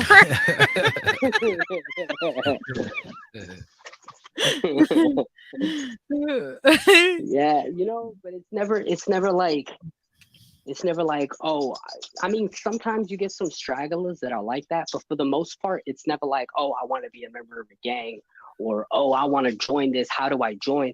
It's more like you grow up in this neighborhood, and that whole neighborhood is one thing. And then they show you that love, and you're just part of them, you know? And then you just learn this stuff from within. It's just that's how you grow up. I personally never was like, oh, let me be part of the set, or, oh, how can I become a Brim? It's just my hood was Brim, and that's just how it was. It just is. It's just like being in this chat family. It's you're Burritonian because you're in here. You're talking. You're Burritonian, baby. You gotta represent. You know. I mean, exactly. Rick Overton named us that. Yeah. So, you know, like he gave us that nickname. From I mean, high, you know? like what? I mean, that's amazing, you know. And that's Right. it's that level of loyalty. And I don't want to bring up recent past shit, but that's like when I'm in the conversation with these fools, and you know, the conversation that I was having with these guys and shit, and they're sitting there trying to tell me, oh, I don't like X because of this reason and that reason, and I'm telling them like, no, you got to understand that these people are good. It's that level of loyalty where I'm like, these are people from my hood right now, like y'all is my hood. So these, like, you're not going to disrespect my hood. No, So yeah. at that level, you just gotta. Yeah, like, we're ride listen. or die. That's just how we are, like And then I we have, got you. and then I have, and then I have, I'm just gonna say his name. Then I have Mr. Rome, who respects me a lot and who shows me a lot of love. And I'm sitting there like, bro, if you love me, you gotta show my hood that love too, because you gotta project what you feel for me, for the people that I back. Because if I back these people, that means you have to love me enough to respect that I'm gonna make a good enough decision to choose those type of people. Yeah. You know what I mean? Ideally, And- absolutely. I agree with that. And that's just how it is. Like when I say, when you see the CEB in front of my name, that's how it is. Like people from Cedar Block, which is the C from CEB, they're gorillas. They're not brim, but my brims love them like they're brims. Right. And the B, Balvinger Street, they're not even blood. They're GDs, but they're GDK. Like GD is so crazy because you have the renegade GDs who fight against other GDs, and like they'll throw it up and throw it down. They're GDK, but they're GD. And GD stands for Gangster Disciple. GDK stands for Gangster Disciple Killer, and they rock with us. We love them like if they're Brits. That's an alliance that'll never break. Like no matter what happens, no matter what goes down, it's always going to be, because that's how it's been since before I was born. Right. We've all been together in an alliance since forever. That's wild. And that's wild how a group of streets, intersection of streets, you know what I mean? Your neighborhood is the fucking the foundation of your community. You know what I mean? It makes sense to me. Like if you're gonna live in a city, that's how the fuck it should be built. Exactly. And that's why it has that's why it has I'd be beefing with the GDs on 178th Street and the insane GDs over there. Well, then my renegade GDs are beefing with them too. If I'm shooting at them, my boys are shooting at them too. And that's just how it is. Like it doesn't matter if they rep the same gang or if they're. It's like you have your gang and then you have your hood, and that hood is together with other hoods. Right. And it's like NATO. You attack one member of NATO, you attack all of us. Yep. Exactly. It's a coalition. That's just wild how that works. That's really cool. It is. And it seems like there's just their own politics within just. You know what I mean? Like neighborhoods and communities, like they all even have their own politics and their own history. Yeah. That's like this whole other world that's happening as the rest of everything is happening all around them. Like that's a lot. It's so many layers to it. It's so dense. It really is. And it's crazy too, because like they mentioned Crips. We're cool with these Crips called GS9 in New York.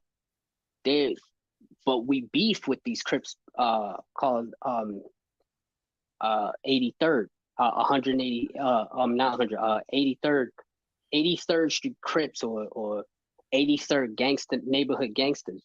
We go like the 3 is what they throw up. We go like that to diss them. Yeah. And because that's cracking the 3. Right. So my GS9 Crips. How do you guys come up with these? Like, how do you know what I mean? Symbology, all the symbology, like, you know what I mean? And that's cracking it. Like, that's just it's so like, dude, that's crazy. It's all the set. Like, if you're throwing up brim, hold up. There's 2 ways to throw up brim, right? It's like this, or it's like this. So 1-handed brim, 2-handed brim. So whenever you see people like that, doing this or throwing it or going like that, they're repping up brim. And then when they diss us, they throw it down, go like that, throwing it down. Right. Oh. That makes so much sense. It'll vice versa. Folks, they throw up the fork like this. We go folk killer. We throw up the forks downwards. Oh my gosh. So it's like what you're mimicking whatever their sign, like, their sign is mirror, but making it like, the upside down. Negative of whatever. Yeah, there's a GD crew called Lil Faux Mob. like little 4 and then mob behind it, because there was a GD named Lil Fo, and dudes killed him. So they got together and they created Lil Fo mob. They throw up the 4s. We crack it like that because we don't fuck with Fo mob. You know? Oh my gosh. That's just how it is. Yeah. You know? And you like know Certain everybody's like different things, and it's certain crazy. people, you have to know. You have to know. If you're from the hood, you have to know. They throw up the C's, or sometimes we'll throw up the CK. Throw up the B's, or sometimes they'll throw up the BK. What we do is we'll do B to the L, blood love. I don't know if you can see that, but it's like that, B to the L, blood love. Like there's a lot of, it's called set tripping. And that's where you're tripping on another person's set, you know, like, especially in jail and prison, that's how a lot of homies be talking to each other. They'll throw it up, throw it down, you know. You guys are doing your own sign language. You have your own language. That's basically how we talk to each other, because then cops will come around or COs will come around. They don't know what the fuck we talking about. Yeah. Because it's all gestures. And you can fuck with that even, you know what I mean? And then change it slightly. That it's just you. Your boy knows what the fuck you're talking about and shit. Yeah. And then there's the B's, and then the B's. That's the big B's.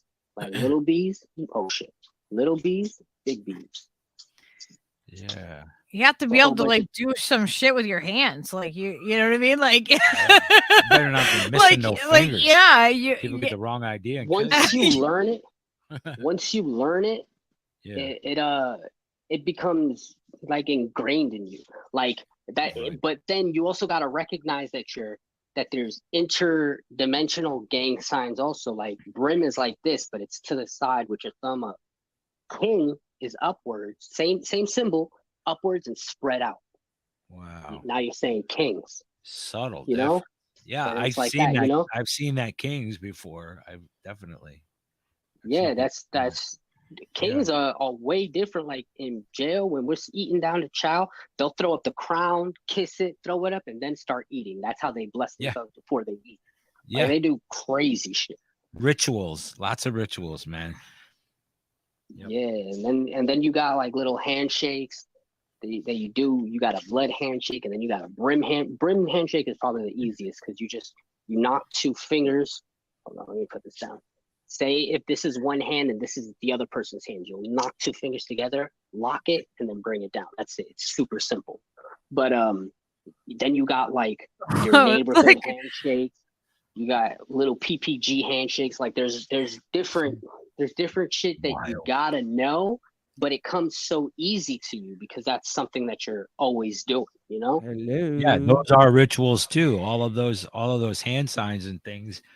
And handshakes and all of that stuff is all just like when you learn sign language, it's like just stuff. It just clicks in your brain. This means this and this means that, and you just learn. Yeah, it's just like speaking English. Yes, it's just like speaking English. It's language. Yep. Exactly. So I think Saul joined us. Can you hear us, Saul? I can hear you. Can you hear me? We can hear you. Yes, sir. What's up, Applejack, my homie? What's going on? I didn't know you was Hispanic though, for real. I'm Dominican from the island, my brother. Ay, soy dominicano también, pa. Dale, amigo. Know it.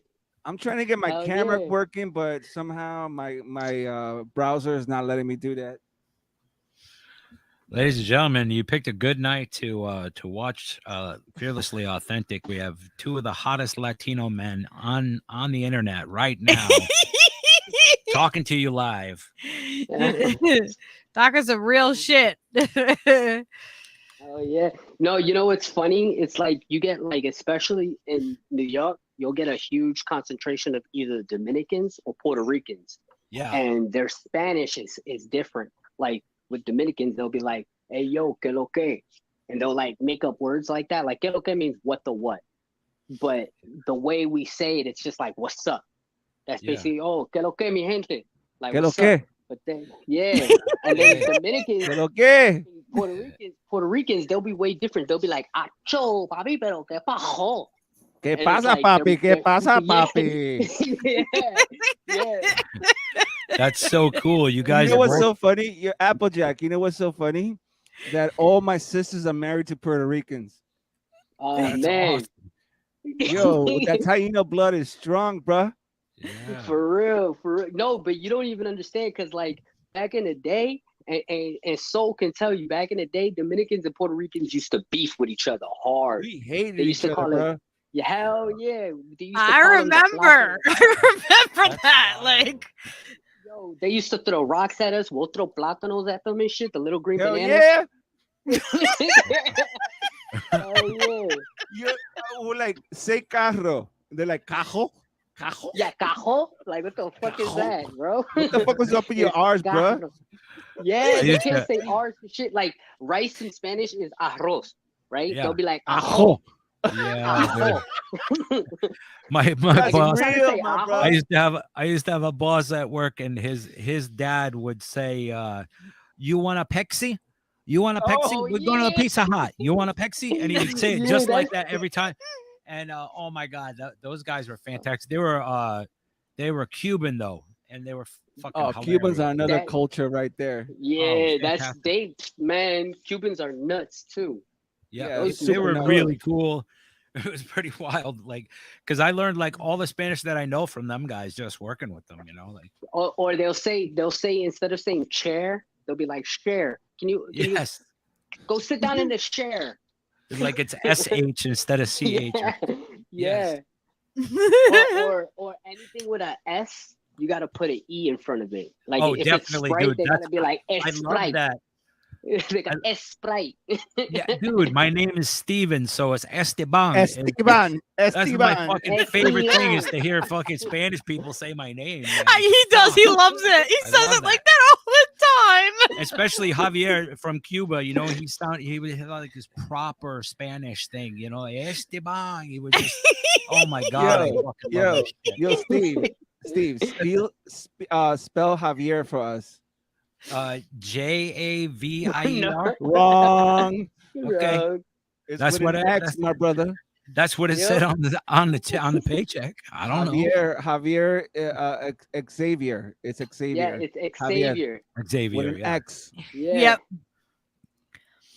Yeah, I knew Yeah. some. I knew some Educated examples. Steve today. Yeah. Yup. What He was my ready. name? He again? was ready though. He was ready though. He hit that. I know you didn't say his name So, right. what was my name again? Come on. Steve. Esteban. Esteban. Yeah. Esteban. Esteban. Yes. Oh, yes. Boom. You get Let me love get that from the on a Latino, soundbite. Esteban. Cue it. Esteban.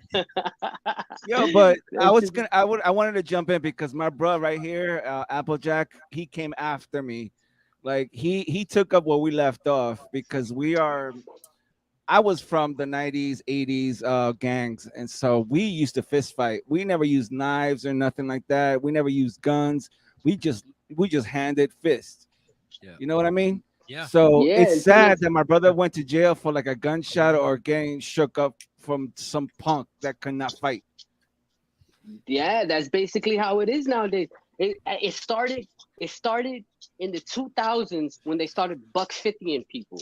Yep. And $1.50 is when they grab a razor and they cut you from your cheek to your mouth. Yeah, And that's why I asked you you. have to get 150 stitches. So That's Oh. why I fucking asked you. Do $1.50. you know Knack?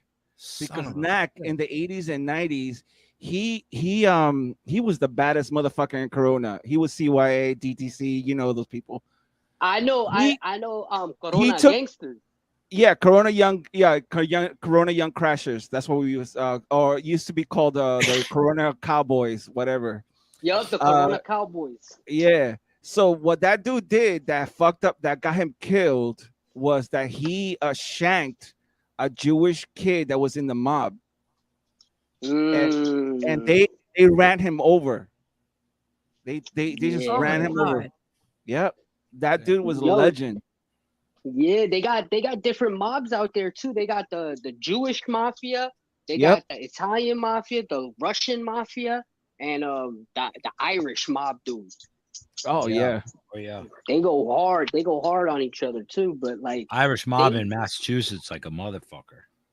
That the Irish mob from New York is from Massachusetts. Yeah. Like, It's all the same. like Yeah. Winter Hill And to Gang correct and and to say something about the Irish mob, they're just like us. They were definitely. slaves just like us, bro. Yeah.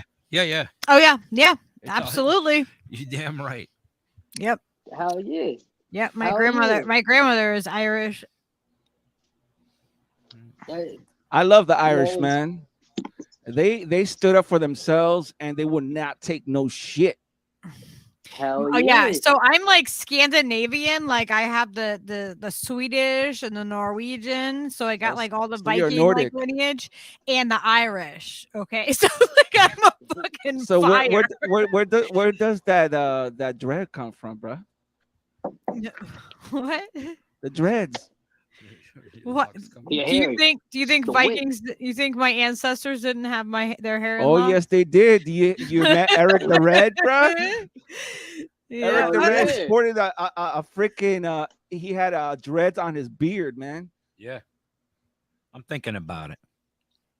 Yeah, Eric the Red, um, man. Look it up. I'm gonna go there. Ragnar the Viking. That nigga Yeah, had Ragnar, dreads in his yeah. hair. Yep. He had dreads in his hair. Yep. They always try to divide us, but we're all one culture, man. One Really, we species. are. We're all Yeah. humans. And you know, Human. it's really crazy because so I always thought my dad was being racist because you know he's like Washington State. So I thought he was being racist when he was telling me, "Oh, we're black Swedes, right?" I'm like, "Dad, stop!" Like, really?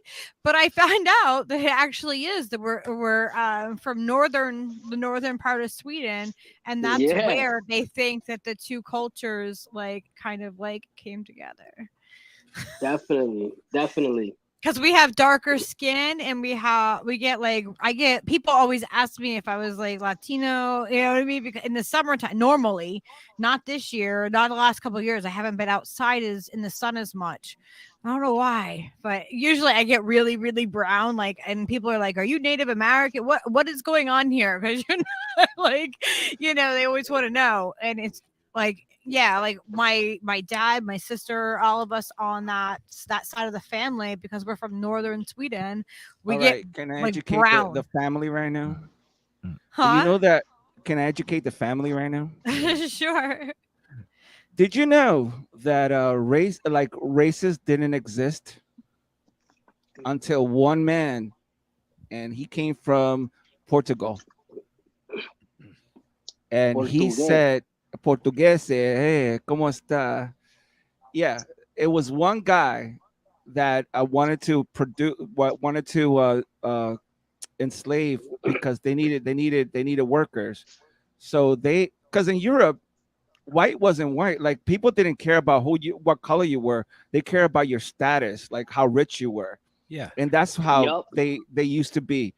So in Portugal, this one guy, he was hired by the king of Portugal to create this consciousness of separation of race. Look it up. I have a name. I was looking it up today. I forgot the name of the guy, but it's all comes from Portugal. That's pretty wild. And that's funny too, because Portugal basically started the slave trade. Yeah, that's what I said. Yeah. That's One wild. guy though. You can actually trace it to one guy. Like, so one dude is like the problem. One dude said, One dude "You wasn't know what? stopped. I need workers. You know what? How am I going to do that? I'm going to separate the cultures, the races. I'm going to create this white race against the other races." One guy from Portugal did that. Motherfucker. Not to change the subject, but to answer vegan's question, mango. Oh yeah, that's just the plátano shit. maduro. Plátano Dame. maduro. Yeah, Hell baby. With some sofrito, Some arroz con milk. habichuela. Oh my God, stop playing with me. Yo, Hell yeah. plátano with a little bit of milk. Oh my God. Or the soup, the soup with eggs Sancocho. and salami. Sancocho. Sancocho. Hell yeah. Fuck yeah. Stop playing with me. That shit will give you life. Arroz dulce. I love it. Arroz con dulce. Yeah. I love it, man. Dude, We have been divided for so many years, man, and it's so nice to have Lucky and Steve out here, our white representatives. I know, right? Representative. I feel like we're at the I don't fucking UN. No, I'd like to welcome. I don't I'd like to welcome represent anybody our but Spanish brethren. Yeah, man, you're included in our yeah. family now, man. Sorry, you're down with us now. Yeah. You're Yup. down with the Our Dominicans Spanish now. representative from Florida would like the I know, floor. right? Like we just Please. You know, we Dominicans, we pride ourselves on our culture, but we also include. Yeah, Yup. inclusivity That's what I'm saying. is the key, man. We need that. yeah, We love we everybody. need that. We need By the to way, we need when to be Columbus- colorful. Like I when love the Columbus- different cultures and that's how we're rich. You know, It- we're rich because we have multiple cultures and yeah. all this like stuff to learn from each So other. now Like you that's know. what's beautiful. So now you know who started racism. Some dude in Yup. fucking Portugal. Fucking some goddamn Portuguese. If we're And gonna be that's the right thing. now, No, is but that he was paid by the king of Portugal to do that because the slave trade needed to happen. They need to find workers. So the Yup. king of Spain, the king of Portugal, decided like, hey, I need somebody to come and say that there's different races. So this dude wrote this document, and as soon as that shit was writ, all the cultures in Europe said, you know what, you're right, because we need to have some slaves. And I think that that's one of the biggest things that we can do to overcome all the racism and the hate that we get everywhere, because it comes from every direction. It's not just like one direction. It comes from like all these multiple facets. Is that racism is taught. If you put two babies next to each other of Yes. different like nationalities, they're gonna want to play 100%. with each other because they're babies and they don't hate. They're That not is so born true. with hate. You are taught to hate. You're taught. You're raised to be against somebody because they have a different background. Like what I say, like embrace that. That's what's beautiful. I And that's want to know like all about everything about all the different culture, about different people's backgrounds, and Let me know- put this on, and let me put this on Applejack. Do we care what girl we're having sex with? Nope. hell no. We don't I give a got a white fuck. girl. I love white girls. Yeah, I had a got Polish- white girl. That's I had right. a Polish girlfriend. Who doesn't love? I had a white Russian man? girlfriend, Indian girlfriend, every kind Damn, of you had a every kind- Russian? I'm jealous. Dude, Russians do it good. I'm Russian. I never had a Russian. No lie. I've found We that are representing some stereotypes tonight, ladies and gentlemen. Oh, you want Yeah. to talk about being racist? If there's one thing I have to say about being racist is that I love my Hispanics because we resemble every single human color. We got the blackest of the black and the Yeah. whitest of the white. That's right, my Sure. brother. Every spectrum of color. It's a You know why real- that is? You know why that is? Because when Columbus came to America, he met us.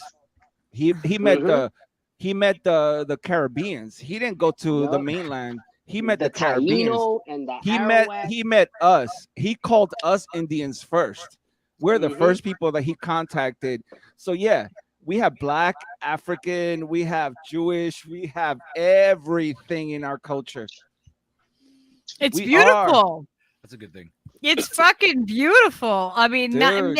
the way that all the cultures have mingled to get to where we are, not all of that is beautiful. I think that's the But, only thing you that's know what I mean? different about people. we can find the is, beauty in it. is Though. their culture. We're all humans, so it's all one fucking race. We all People bleed fucking red, get right? all racist about this and racist. Yeah, I about love those that. tats, It's my like we're bro. all fucking human. Yeah, I'm The tatted up. difference is boy. our I got them culture. all on my chest too. You know, my nigga, I don't have any tats on my body. You know why? Because I'm not you gonna. tweaking. I don't have no tats on my body. You know why? Because when I put something on my body, it's gonna be representing the Taino culture. Woo. I got my niece tattooed on my rib. That shit is beautiful, man. Yeah, I got my hood, my whole hood on my chest, the 59. That grid shit and is everything. beautiful, man. Wow, And beautiful. then I got Dude. my whole arm, both arms. I got my back with my mom's name and shit. I'm tatted That up. shit is beautiful, man. You're That making shit me is want to real. pull out my equipment and get working on this. Dude, I want a tattoo, but I want a Taino tattoo. That shit'll be ill. What is the That shit Taino? would be What ill. is the Taino symbol? The turtle. It's Because the story of the Taino culture is that it was a huge turtle and it created all the continents. Yeah. That's why we have the Taino as our tattoo, as our heritage. The turtle is really symbolic in a lot of things. Like In all Yeah. cultures of Native Americans, yeah. Yeah, pretty I much. learned from Lakota elders how to do a Native American do the sweat lodge. Grateful and Dead. That's a Turpin turtle. Station. Yep. Yes, Yeah, the there you go. Taino- the Steve got Taino- it. You know. Taino's the spiral, the And the sun. turtle, the snail, Yeah. the sun. Yeah. Yeah. The mollusk. That's what I want on my body because like I said, like I'm a freaking ADHD kind of person. Like I would look at something and it doesn't look right on my body. I'm not gonna freaking out the whole time. I'm not gonna put anything that's not perfect on my body. You know what I mean? Yeah. Yeah. It'll come to you. I come from my hood. The first tattoos I ever gotten was my hood on me. I got the 59th Street. I got ESP on me. I got That's love. Essex Street on me. I got my whole hood on me. And then I got That's love. my brother's name tattooed on me. I got both my cousins that passed away. I got both of their names on me. I got my son's name on me. I got my mom's name on me. I don't really know my dad, but that's how it is in the hood. Yeah, we all know that. Right on. Yeah. I don't have my dad's face anywhere. Yeah, I don't, man. My mom is I my got- queen, man. Yeah, I love my mom. I know a lot of shit. I did a lot of shit, and I hurt her soul so much with all the stupid shit I did. But for that lady to work 2 to 3 jobs and get us out and do the best she could with me, make sure that I was doing right. She did everything for my brother. She paid for my brother's funeral. She made sure that my brother had a proper tombstone, a proper burial. Like she made sure the family was together. She made sure that we ate every turkey day and we had presents every Christmas. And like my mom did everything and she was by herself the whole time. That is real. Yeah. That is real to real. Like moms, man. Hispanic moms always take care of their kids. Hell yeah. She made sure I had money on my books when I was locked up. She wrote me. She put money on the phone so I could call. Like my homies sent me money too, but it was my mom that really held me down, And like she would visit me whenever she could. When I got locked up, when I first got picked up in Massachusetts, she used to drive from New York all the way to Massachusetts to come visit. Yep. Man. I believe that. You know what I mean? believe that for sure. Yeah. Like A mom's love is never torn. You can never break that umbilical. You will try. Like, you will try. never- You would try. My mother doesn't let me forget her. She makes make sure that I call her every freaking day. Yeah, like she's never came here to Ohio, but like she'll cash at me like 25, and I tell her all the time, Mom, I'm doing good. I don't need nothing. Like I'm living life pretty. No, she'll still make sure she cash at me. She calls me every week, every other week. She makes sure that everything's like. She'll be like, oh, what are you doing with my son? He's level 3 autism. He's nonverbal. He's 4 years old now.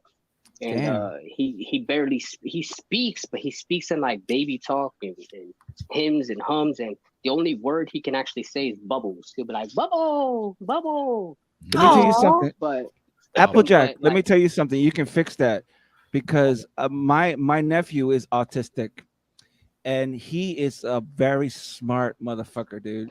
Oh, like, yeah, my son is super smart. Like, he knows what you're saying. He'll like, if you tell him to do stuff, he knows. He'll go do it. I'll be like, yo, go downstairs. He'll turn around, go downstairs. He just doesn't speak. Yo, He's Applejack, I nonverbal. just threw up my face so you can see who I am. There you go. Yeah, I see you. Dang, you kind of look like my boy Janiel. Dude, we all Dominicans, man. We all look like. That's another stereotype. Hey. No, Yeah, dude, but I love the way we look, man, because we like my brother Applejack said, we embody every culture that came into our land. Yeah. yeah, And yeah. That's so why I was gonna tell you, man, I was gonna tell you, dude, focus on your autistic son because that kid is ahead of us because oh, definitely. their processing system is so fast that we're slow compared to them. Yeah, like he does shit right. Like he gets really good grades in school. He's about to get started on doing school for 8 hours. For right now, he only does school for 4 hours a day from Monday through Thursday. But Mhm. but he's like they're like, oh, he's so smart. He just doesn't want to speak. It's we take him to speech therapy and to behavioral therapy. Um, Yeah. and but when my mom found out, like he was diagnosed with autism, like she made sure she looked up all the hospitals around, looked at all the accreditation, called up all of them, and she's all the way in New York. She's telling me, no, you're gonna bring him to this hospital, you're gonna Yep, bring him to this doctor, you're gonna do this, I'm like, okay, mom, I got you, mom. Yeah, you're right. I got you, Yeah. mom. yep, that's You right. know, and it's That's straight, man. Yo, your you know, kid is like ahead of your kid is ahead of us right now because all autistic kids they are super focused, Yeah. and you have to be on their level for them to give you their time. You know, yeah. I've always noticed that with autism, like because I worked at a family shelter, and we had quite a few autistic children that would come through, and there was a birth to three person there, and she was like, "You're miss. Shit, This is like I you're missing your misspelled my name calling, like again. because I connect with the the kids that are autistic, like I don't have to talk to them. Like I just get it and they just get it. And like we have conversations without having conversation. It's a really amazing thing. If you listen to them and listen to their vibrations, you can understand what they Yeah, want I'm and what sure. they need. I'm sure. Yeah, they don't give a shit about your slow shit. They won't, they don't give a They got fuck Exactly. super about your slow computers life. whizzing. Yeah. They don't give a shit about your slow stuff because when I speak to my nephew, he's 15 now. Yeah. He wasn't able to speak until he was 7. Mhm. So when he spoke, the stuff that came out of his mouth was like, "Oh shit, how do you know all this stuff?" He says, "I was listening." Yeah. Mm. Oh yeah. And that's the thing. That's what they told me. They said once he actually starts like speaking, he's gonna take off like a mile a minute. He's gonna be Oh Yeah. Yep, yeah. He's gonna yep. blow you your know. mind with the shit that he's gonna say, I've bro. seen it happen with my friend's kid. Yes. And Yep. now I, I just you would never know. I'm just working on it and waiting for him to get to that level That's just because I'm magic, still bro, learning. waiting to I happen. like he's four You're doing years good, old. bro. You're doing good, man. Fuck yeah. He's 4 years old, but he just got diagnosed like a little like almost close to his birthday, and his birthday was in April. So like so I'm still learning a lot uh about autism and how to treat him, but I'm still like I work with him. I try to help him out. Like he likes playing with balloons. So I'll hold the balloon, be like, no, balloon. I won't give it to him until he like tries to say it or whatever. And he Mhm. tries. He sometimes tries. He'll be like he gets. I'm trying to get him to say certain things. So he Right. kind of gets it, you know. But No, he gets it. He gets it. It's just that like I said, he's moving 20,000 miles per hour, and you're like sitting still to him. Yeah, it's To like him, a you're sitting still. supercomputer. Yeah. He's got like processing speed like super fast, and like speaking is just like gonna take up too much One thing I bandwidth. could say to Applejack for your son, eye contact. Yeah. If you oh get that yeah, eye contact yeah, working, then he sees you because his mind is always working on some other equation. So Yeah. if you give eye contact to your son, even if he doesn't interact with you, just get the eye contact working. Like if he looks at you, that's the first step to get you to connect with him. Yeah. Those things are good. it's little. I appreciate you. I'll definitely get in contact with you, and we'll chop it up.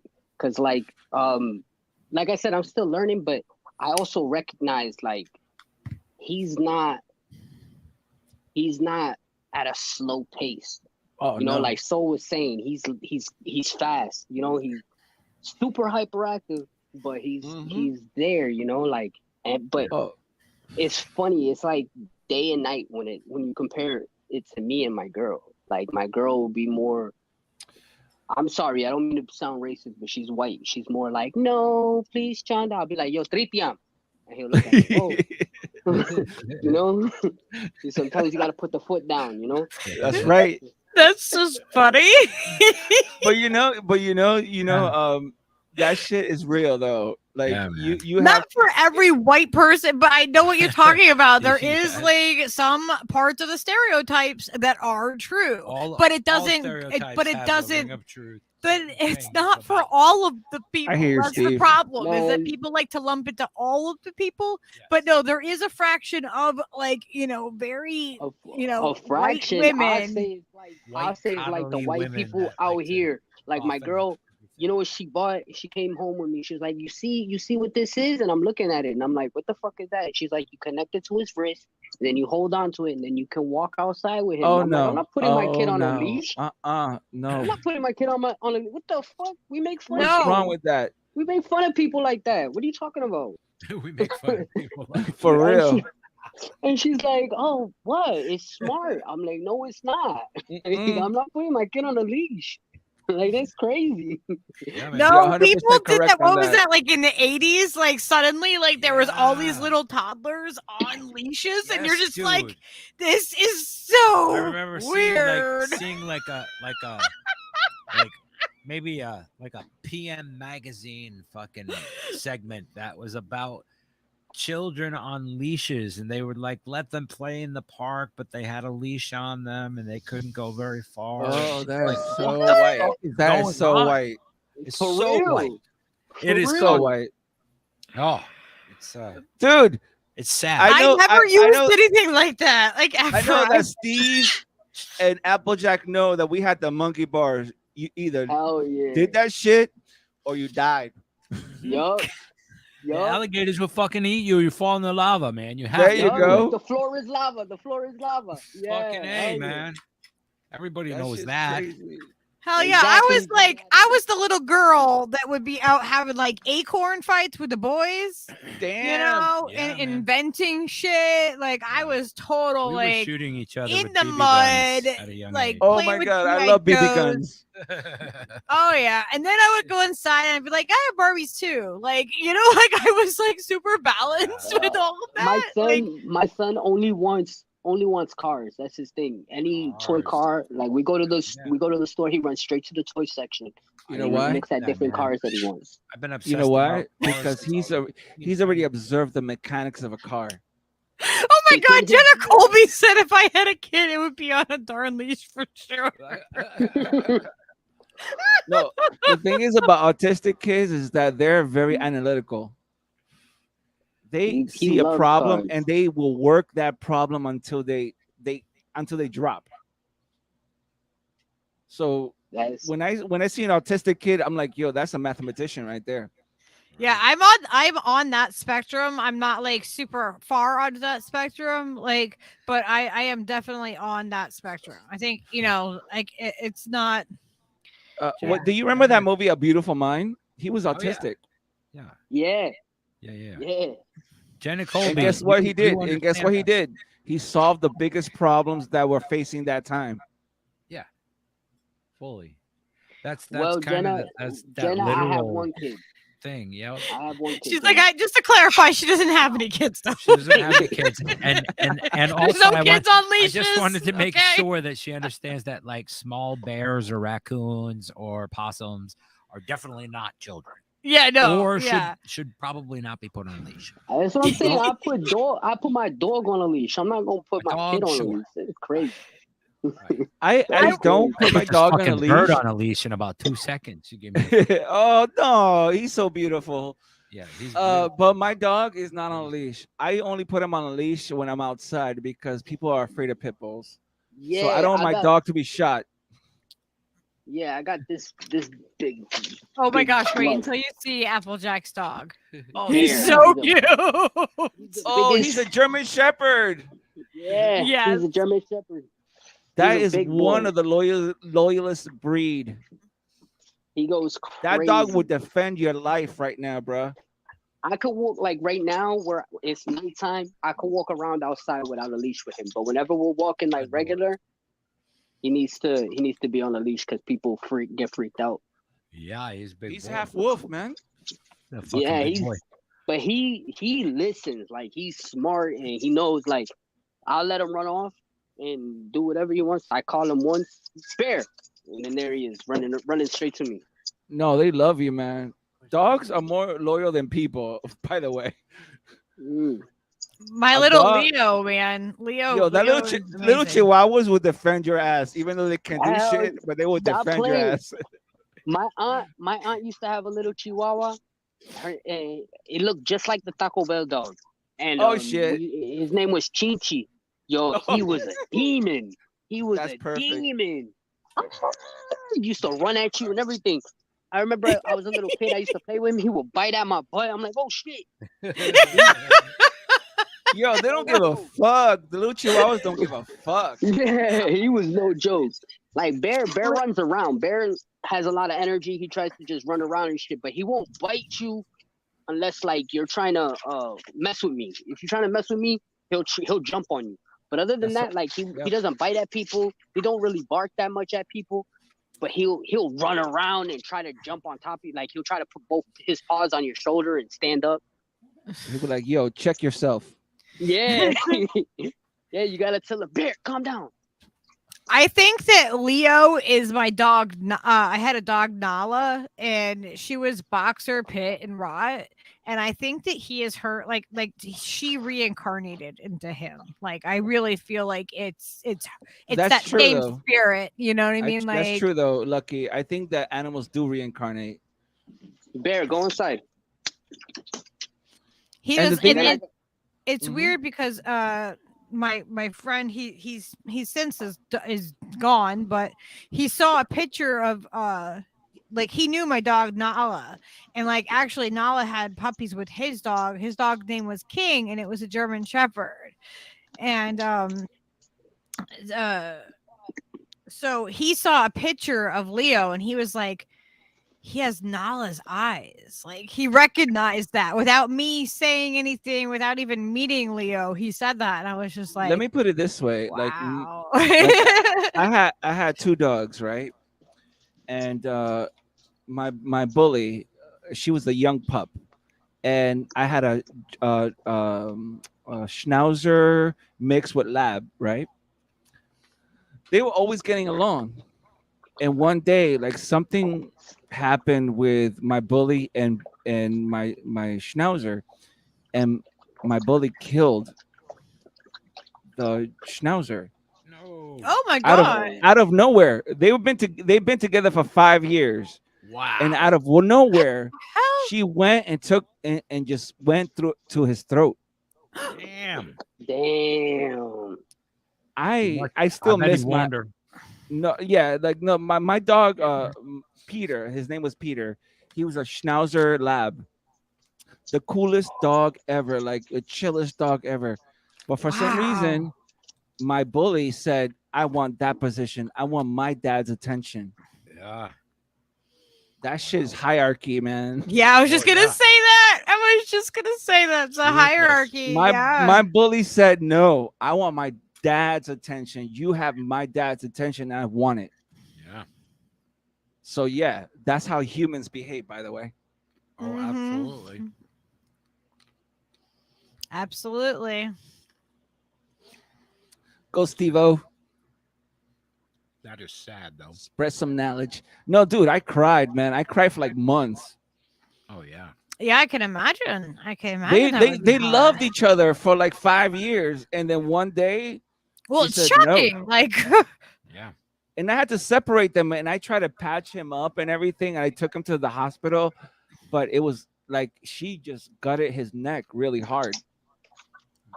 oh man, that's so Yeah, traumatic. it's sad, man. No, dogs are like us, man. They want attention. Yeah.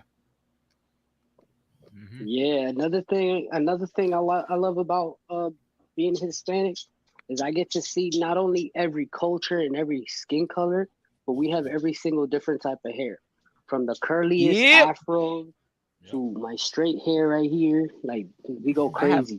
I have curly afro, by the way. Yeah. My daughter, everybody thinks that my daughter is they're like they're like, is she mixed? Like, because she has really super I'm gonna put one of my hair, curly afro super hair curly hair. But I wanna honestly, I wanna find the wick lady and do some dreads on my hair, because my hair doesn't do anything. It's either down or it's in a ponytail. It's boring. It doesn't get to have like the bounce like how some of the curly people, some of my friends with curly hair, they get to do mad different shit with their hair. I don't get to do nothing. My hair is dead. Lock it up. Yeah, that's what I'm thinking. Locks are awesome. Like, I love having my hair in locks. This is my third set, my final time that I will ever I won't take them out of my hair. Like, that's the problem. Living out here, I don't know where the wick lady's at. I did mine myself, but you're gonna want ones that are like groomed. So like you're gonna want to have somebody that does locks. Like, I'm not proficient with hair at all. No, I don't know that. Yeah, I let mine naturally. This set, I let my hair naturally go into the locks, and then from there, just maintain where they kind of like naturally locked up. That way is not for everybody, though. Like, and but this is the most comfortable set. Either that or I want to get cornrows. There's got to be somebody that knows how to do. Probably, hair, but I gotta drive up to Cleveland and find like some of the black people or some of the Hispanics out there, because none of these white people out here know how to do cornrows. None of them. Yeah, like I would be out of check that Applejack. That's my hair. I would be out of place in your white neighborhood. You gotta find Ross. Oh my gosh, look at that. That's what I want. My shit is 100% Taino curly brown hair, black hair. Nice. Yeah. And it's 100% curly. Like I could try to straighten that shit, but it always goes back to curly. Yeah, I got like that Mexican hair. Jenna said that your hair is gorgeous. Yo, Applejack is beautiful, man. He's Dominican. Hair doesn't do anything though. Of course. I love my race. I love my race. For real. I love my race too, bro. I love being Dominican. Like that's one thing. Like look at our hair, bro. We can do dreads. We could do curls. We can do straight. And we can pull it off too. We look hot. Pull it off too. And that's one thing. Like that's one thing. Like that was hot. Look at Applejack's face. That motherfucker's hot. And I can say that no, I can say that. I'm not gay, man. I love my brother. Don't worry. I love my brother. That's my brother. Secure in my sexuality. I'm secure in my sexuality. It don't bother me. I know, right? That's my bro right there, Applejack. Yeah. You know that. Damn, man. There's so much I want to do. Like, welcome to Burrito After Dark. After Dark. Sexy Latinos on this sexy. Hey, we hit the 2 hours and 30 minutes almost. I'm surprised. Yeah. It didn't even feel that long. Have a good night, L. It goes by really fast. Check you out, L. Next time we gotta get you up here with me. Hell yeah. So I can mess with L. Oh boy. I love L. Yeah. We love L. Sleep well, L. She's awesome. Hell yeah. Yeah, but Little was the one that got me into Lucky's little stream here. So shout out to Little, man. Yo, Little's absolutely. We love Little. Little is he's my Ewok. Okay, did you guys know that? Little is an Ewok. Once he heard my girl was a juggalette, he was like, "Oh no, I could fuck with this dude."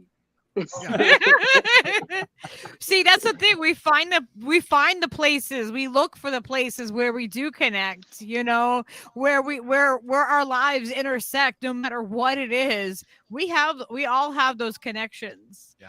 You know, we You know- all have you the know- ways where, you know, if we just look, then we could find that Yeah. all of us have something in common. I've always been a fan of Little's ever since I heard he was like climbing the K2 with the Sherpas and hanging out with, like, abominable snowmen and shit, like smoking like weird. Little wasn't around for Antarctic like weed a or something. minute, I don't know. and Steve came up I with heard a a whole bunch of story. stories. I don't know. I'm just going by who what I my heard. girl is? You know who my girl is? That I don't know if she's in the chat. Trish. Where's Trish at? Trish T. What's up, Trish? Yeah, I fuck with Trish. That's my I know homie we're right gonna there. do a New Yorker stream too. Like, you know, all you New Yeah. Yorkers. We're gonna have to get Ricky Rance on too. Oh, For Ricky- real. Really from New York. Yeah, he's in the Ricky- city now still. Uh-huh. Ricky Rance is a one funny motherfucker. That dude has. For sure. I check his He tweets is. and I be dying. Smart. these, like, Smart as a Yeah, whip. dude, it's fucking smart as a whip. And if he wears the right sweater, he makes an excellent Where's Waldo. I know. I want to go around New York with him as Where's Waldo. Just I want to do it. Dude, Be like, where's have you seen Waldo and that little dog? And just like get pictures of Ricky Rance all over with Leo. You know what I mean? That- That's what we gotta do. We gotta like make a plan where a bunch of us just meet up in New York. Yeah, dude. That would be Make it go. awesome. Fucking make some crazy So, content and make it go. I viral. told Ricky that what I want to do is I want to go to New York and I want to go to where the diamond and the gold districts are and where the big Oh, jewelers my boys at Tracks NYC. That's where I got this from. That's where But got I this don't from. want to go there That's to go sick, in the bro. That's jewelry sick. store. I love it. I love it. I That's want my little to. Pokemon. That's I want to sick, bro. get all of the stuff from the sidewalk cracks around the Nah, jewelry listen, place. My You man Max. You find diamonds and gold Yeah. in the cracks of the city sidewalk. How my gross man, is my, that? my man's Max hooked me up with a great deal. This is solid white gold with Pokemon. with VVS diamonds in it. I don't know if you could see the shine. Dude, but, I see it. I see it. It's sick. Yeah, It's it ridiculous, Saul. That shit is He gave beautiful, me- man. he gave me a really good deal at Tracks NYC in the Diamond District in New York. It was $2,000 for the white gold setting, and then an extra $3K for the diamonds. But these are all natural, non-lab tested diamonds. These are all real natural diamonds. That shit is beautiful, bro. Yeah. Well, if you're in And New he- York and and he- you're looking for diamonds, Oh, Tracks NYC. Always check Tracks them out. NYC. Tracks NYC. My man Max, he owns the whole business. The dude is a genius. He is like the best. I got these in Ohio, but if I'm ever actually like, my girl bought me these the diamond bracelet, white gold Damn, diamond dog. That bracelet, shit is sick. and a white gold diamond necklace. She paid Silver. nine. Yeah. She, Do you she see paid, something? Do you see something right here, right now? We don't sport gold. We sport silver and diamond. This is all white gold. This is white gold. I wear That's silver. right. White gold and diamond. White Hold gold, on. white gold, Let me see and if I- silver and diamond. That's what we sport. We don't do that African American shit. That shit is that shit is like a I like- chokehold. Yeah, I like That shit I is like, beautiful, I've my always brother. liked silver, and I had white gold, but that when I did have but most of my stuff is just sterling silver. I like certain rocks. Yeah, my girl got me these because this is all diamond encrusted, and then these are Dude, she diamond loves you, encrusted. man. She got me both of them for $9,000. Clearly, Dude, I have not yet gotten a fucking silver diamond shit from my wife at all. Well, she like I My make a wife pretty- is Filipino. Ooh. are we affirming Oh, stereotypes you got again? the- What's going You on? got Yeah. the- nah, Dude, I'd have all that kind of ass. He's giving her. Bro. the I have love, never baby. been with a Filipino woman. Never. I haven't. Ooh, you should try. My first They are girlfriend in high very school. Filipino versatile. chicks is hot as hell, man. Fuck yeah, dude. They hot Yeah. as fuck, bro. They say Japanese do it better, but no, Filipinos will please you. Filipinos like that. Filipino That's- will look at that's- you and like, yo, you're my god. Wow. Give me that Latin love, Oh my god. dude. No lie. Latino This is a true heat. story. This The is a Latino true heat. story. This is a true Oh, story. yeah, By the way, when I copy. met my wife, she was like fresh off the boat. She was looking for papers. I was like, dude, I'm just looking here to have some fun, and I am a dude of my word. Like, if you need your papers, I'm gonna help you out. And it ended up we got married, and we're still together like 15 years. Wow. That's awesome. Because you know what? 'Cause you must- Filipinos and Dominicans and Spanish culture, we relate. Yeah. Yeah. Yeah. Hell yeah. We There's were the- both that- conquered by the they- Spanish. Yeah. Hell Yeah, yeah. man. Dude, Colonization. get yourself a Say that. Filipina, dude. Oh, he's Dude, fucking Applejack. everywhere. I'm not gonna say break up your marriage, by the way. Yeah. I'm not saying that right now, bro. But like I'm saying, like Nah, if anything happens, get yourself a Filipina. That girl would treat you like a Dominican. Oh my god. nah, look, For she real, also dude. They got can this- cook. My all wife you- can. You My kind of wife- sound like a car salesman right now. Dude, I my know. He's wife- like selling women by the My- race. My wife See the can ring? cook a sancocho like my mom, dude. That is Mm. respect. That's Nobody crazy. can do a sancocho like your mom. You see the ring? Ah, This is- go ahead. Sancocho. Yeah, my bro. Yeah, I see that. Yeah, What's these it? are the rings that. This is the ring that my girl got me. It's titanium. Dude, Oh shit. Applejack is fine. His wife loves his ass for sure. Yeah. I have some titanium. It's in my back in the form of screws. He's like, Ouch. he's Ouch. exactly pretty enough to pull off all that fucking bling. I so- got- No, fucking Applejack. I'm like, damn, that dude is sexy.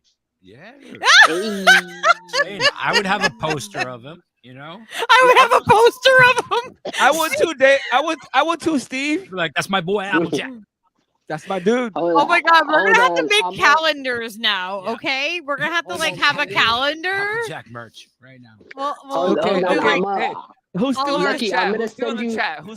Who's still in the chat? Lucky, I'm gonna send you. I don't know if you can put this up so that people can see, but I'm gonna send you a Okay. picture of my brother and my two cousins that were murdered. They're all together in the picture, but I'll show you. I'll point out my brother to you, and you can see he's like me, but with short hair. Send it to Steve on Steve. Twitter. Steve. I'm If you I'm send sorry. it to Send it where? To Steve-o. Steve's Twitter. Yo. To Steve's Twitter. All right, give me a second. Yeah. Yo, okay. While he's doing that, I'm gonna say like, shit. I lost my train of thought because I'm like looking at Applejack. I'm like, damn, like that's my brother. Shit. What I was gonna say. No, the Filipinos would treat you right. He's back in the Philippines. I'm What's gonna- happening? I'm gonna drive it through, man. Filipinos would treat you right. They don't give a I'm fuck going to if you're call the white. Filipino consulate immediately after this. No, I'm broadcast. telling you right now. I'm telling you right Tell them now. exactly how much. Okay, you're promoting their okay. woman. All right, let me put it this way, Steve. Throw a rock and see how many Filipinos you hit. Oh man, there's well around here there's a lot Everywhere. of different variety of Asian people. There's many No, different. I'm There's pretty many sure different that the people you think that are Asian, they're Filipino because there are they Filipinos, and there are also Chinese people and Laotian people and Cambodian people. There's a bunch of different from different. But places. check this out. When you go to the hospital, who takes care of you? Filipino. Not always. I don't Nurses? know. I don't know Nurses. if they're Yeah, racist. yeah, exactly. We don't go to the Nurses. hospital very often. Yeah, there are a lot of Filipino people in nursing. Absolutely. Yes. There's a lot of Asian people in general. Have you in heard of nursing. Joe Coy? Joe Coy? Joe Coy, the comedian. Joe Coy. Yes. Yeah, the Asian community. What do they? What's the first thing that a Filipino mom tells their sons and sisters? Become a doctor or a nurse? Yeah. That's it, huh? Those are I, your I choices. sent I sent the picture to you. I sent it under Archie Bunker because I can't send it with my main because I got one more day of being suspended on Twitter. Okay, so Applejack's on which sec? I don't see it. Which one did you send it to? I sent it to Steve Cutler Live. Oh, Yeah, my his bro. email? No, Twitter. his Twitter. Twitter. Okay. Well, where is that? Where's the Applejack? No, Not he didn't Applejack, put it it's on the Archie Bunker. Applejack. Archie Bunker. Archie Bunker. The one with the NAFO dog picture. I'm never Where? throwing Oh, rocks. it's because you're under Jenna. search here. Hey, New Jenna York- Kobe. at- I love at New York Filipinos, dude. leftists. At New York leftists. I'm married to one. Yeah, I see it now. We are shouting out all the Filipinos tonight. I'd like to say hi to Vicky, my ex-girlfriend from high school. Beautiful lady. She's only half Filipino, but I figured it bear, You're not half Filipino, but you always Filipino. She was all Always Filipino. Like you're I not don't half even wanna get into Dominican, it. you That's all a whole Dominican. different story. All right, Damn, the dog. Look at the one holding thugs. the bottle. The one holding the bottle is my brother Pili. The Rest one in in the peace, man. middle is my brother. It's my cousin Gio, and then the one with the polo shirt is my cousin Funda. Rest in Funda peace, my brother. Yeah, Funda is the one I was with that got murdered. When I got shot in the stomach, and Gio is the one that I got mad at when they killed him. And I shot up dude, and my brother passed away in April 15th, 2018. When I By got the out way, of the prison. guy with the polo looks like me. Shout out to all the guys. That's my family right there, man. We are family, my- man. Big ups to Yeah, those man. guys. We'll see him. My brother had more tattoos than me. Nice. He just tatted up, yeah. Had the bottle of Ace. By the way, tattoos were a cultural thing, a way of passage. It's not just a lot throwing of- up something on your skin. To our culture as Tainos and any kind of native culture, it was a way of passage. It was not just throwing up ink on your body. Yeah. Oh, definitely. Yeah. Definitely. Definitely. And all different cultures too, like Polynesian, different people have like Polynesians perfected that shit. yeah, I mean, some of the most amazing. Yeah, have you seen the Most man? beautiful Ever artwork seen. from Polynesians, man. Most beautiful artwork. Have you seen the Mandori tattoos that the men do? Like, they do their whole face. You mean Morai? Morai, yeah. I have a book that shows how they do them and like how they lay it out and everything. It's not electrical. It's like No, a it's needle you're and you're ink. yeah, you're And you have tapping. to sit that shit and you tap it into your skin. It's like my brother Applejack faced in prison. Yeah. It wasn't like a fucking like what they do in Ink Masters. I know. It's I have tattoo machines. I run machines. I know. Yeah. Oh, dude, I would love to get a tattoo from you. Stick used and to poke. do a lot of my tattoos, like my arms and my sleeves. I got them in jail. We used to steal motors from like That's the real tattoo. VCRs. Yeah, The VCRs. We'd steal motors from the pencil sharpeners, whatever, and then we would get because like the lifers, the people that were never going home, they used to have they used to be able to get guitars in. So we would buy some of their guitar strings and use that as a needle. We would take a razor blade, break off the blade part, and use the handle, the handle of the razor blade. We use that as Yeah, the because you gun can to melt hold it and stuff too. And you can we'd take hold it. batteries We would take batteries and we would take the coil from headphones, the earphones we get because the TVs that you could buy in there, they don't come with speakers. They take them out, so they give you headphones to connect to them. Yeah. But people would take that coil out of the headphones and turn them into speakers with like styrofoam and shit, or they would take out the coil and use them to make tattoo guns. We used to take out the coil and mix it in with the battery with like 2 AA batteries and wrap it around the motor. I brought a bunch of Walkmans to jail. I came home on a furlough and I bought 3 Walkmans. Steve is from prison? That didn't work. I've done time in prison, bro. Steve was locked up. No bullshit. Yeah. He was locked up. Damn, locked up. No bullshit. But when I went on a furlough, I came home and it was April Fool's Day. He and just I said actually furlough. This is He said a stint. That he means a stint. This is the best because they don't even do furloughs. Hell no, they don't do locked up, furloughs. We could they smoke shut in that shit jail down. at the time I'm talking about. You know what I mean? They shut that shit down. Steve is older than us. I'm older. Steve, We could respect, smoke man, in bro. jail, you know. And you they had mean you could smoke legally in jail because we still yes, be you smoking. could smoke cigarettes legally in jail. Yes, You're like, we still smoked and we them. smoked a shit ton of pot in there too. But Yeah, that's cigarettes is a money maker. But what were you saying? Yeah.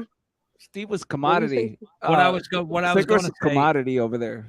what I was going to say was on that April Fool's Day, I actually left the state and went to Rhode Island, went to Providence from like where I was in Connecticut. Getting out of jail was like right at kind of at the state line. It's really close. So I went to Providence and saw this band, did a bunch of acid, got really spun and drunk and stuff, and went home. Allegedly. And then I fucking came back to the jail with like a bunch of cassette tapes and Walkmans, like 3 different Walkmans, and one of them worked and the other ones didn't. But I knew that I could just trade the fucking motors out of them because I knew the motors were still fucking good. And that's exactly what I did. And like C dorm and D dorm had brand new tattoo guns, like, you know, the next day. They're machines. They're tattoo machines, though. They're not guns. They're not guns. Okay. Okay. We call them. I got my video I've going. seen him do some damage in prison. I'm just saying. Still got his video. Hey, and he rocking the nice ass button down. I fuck with that shirt. It's called the winter summer cold. Nice. Oh my gosh. Revolutionaries, baby. Revolutionary. You know it. He's got like Oh my perfect tan Timberlands Okay. that match, that go with the outfit, right? I mean, Okay. Leo what got is he wearing for kicks? Leo got this stupid toy today at the store and just gave me a fucking heart The attack. fucking chicken thing, it doesn't stop beeping. Oh my Beep, beep, god. beep, beep, beep. If you touch it. It's like a little please go get it. I'm sure you can find it because it's going off and making noises. Oh my god, I thought something was happening in the other room. I thought somebody was injured. Sacred geometry. Oh, can I put this on the screen right here? Sacred geometry. Yeah. We come from the Amek people, the Egyptians. That's where we come from. Why you trying to boot me, man? Leo is tripping. He's like, "Why you take my fucking chicken, man? Hey, I see that. Take my chicken, bro." Isn't that cute? And the thing wouldn't stop going off in the store. And then it just it was quiet in here. And then all of a sudden the little chicken is going off like that. I'm like, oh, what's going on? It was Leo. Leo. All right, come here. You see, my brother, I'm Gen X, man. I'm an old fuck, and I love that you stood up, man. The burst. You're making a difference, man. Say, I'm Applejack. right here, guys. I'm right here. Yo, That's my bird. I'm still a revolutionary, bro. When I came from Dominican Republic, I was always a revolutionary. My family's from Tenares. My family's Oh. from Tenares. Tenares, Dominican. Yeah. I gotta look that shit up. I don't know that one. Yeah. That's the campo, boy. The I'm- cat I'm- is trying to Hey, chase the hey, dog. 'cause he no, has let me that let me toy. let me put this on. Let me put this on Applejack. Las charcas. Las Charcas. That's campo. That's I campo know. Dominican, dude. That's tobacco country. Yup. That's where I'm from. My family from Tenares. I never I heard of fucking- Tenares, by the way. You definitely gotta look it up. You definitely gotta look it up. Tenares, Hold on, let Dominican me- Republic. Yeah, hold up. Jenna and I want an episode of DIY crafts from the prison. Can we have a DIY prison crafts show? Applejack, I think you should we do can make that. some stingers. And All right. It's TEN.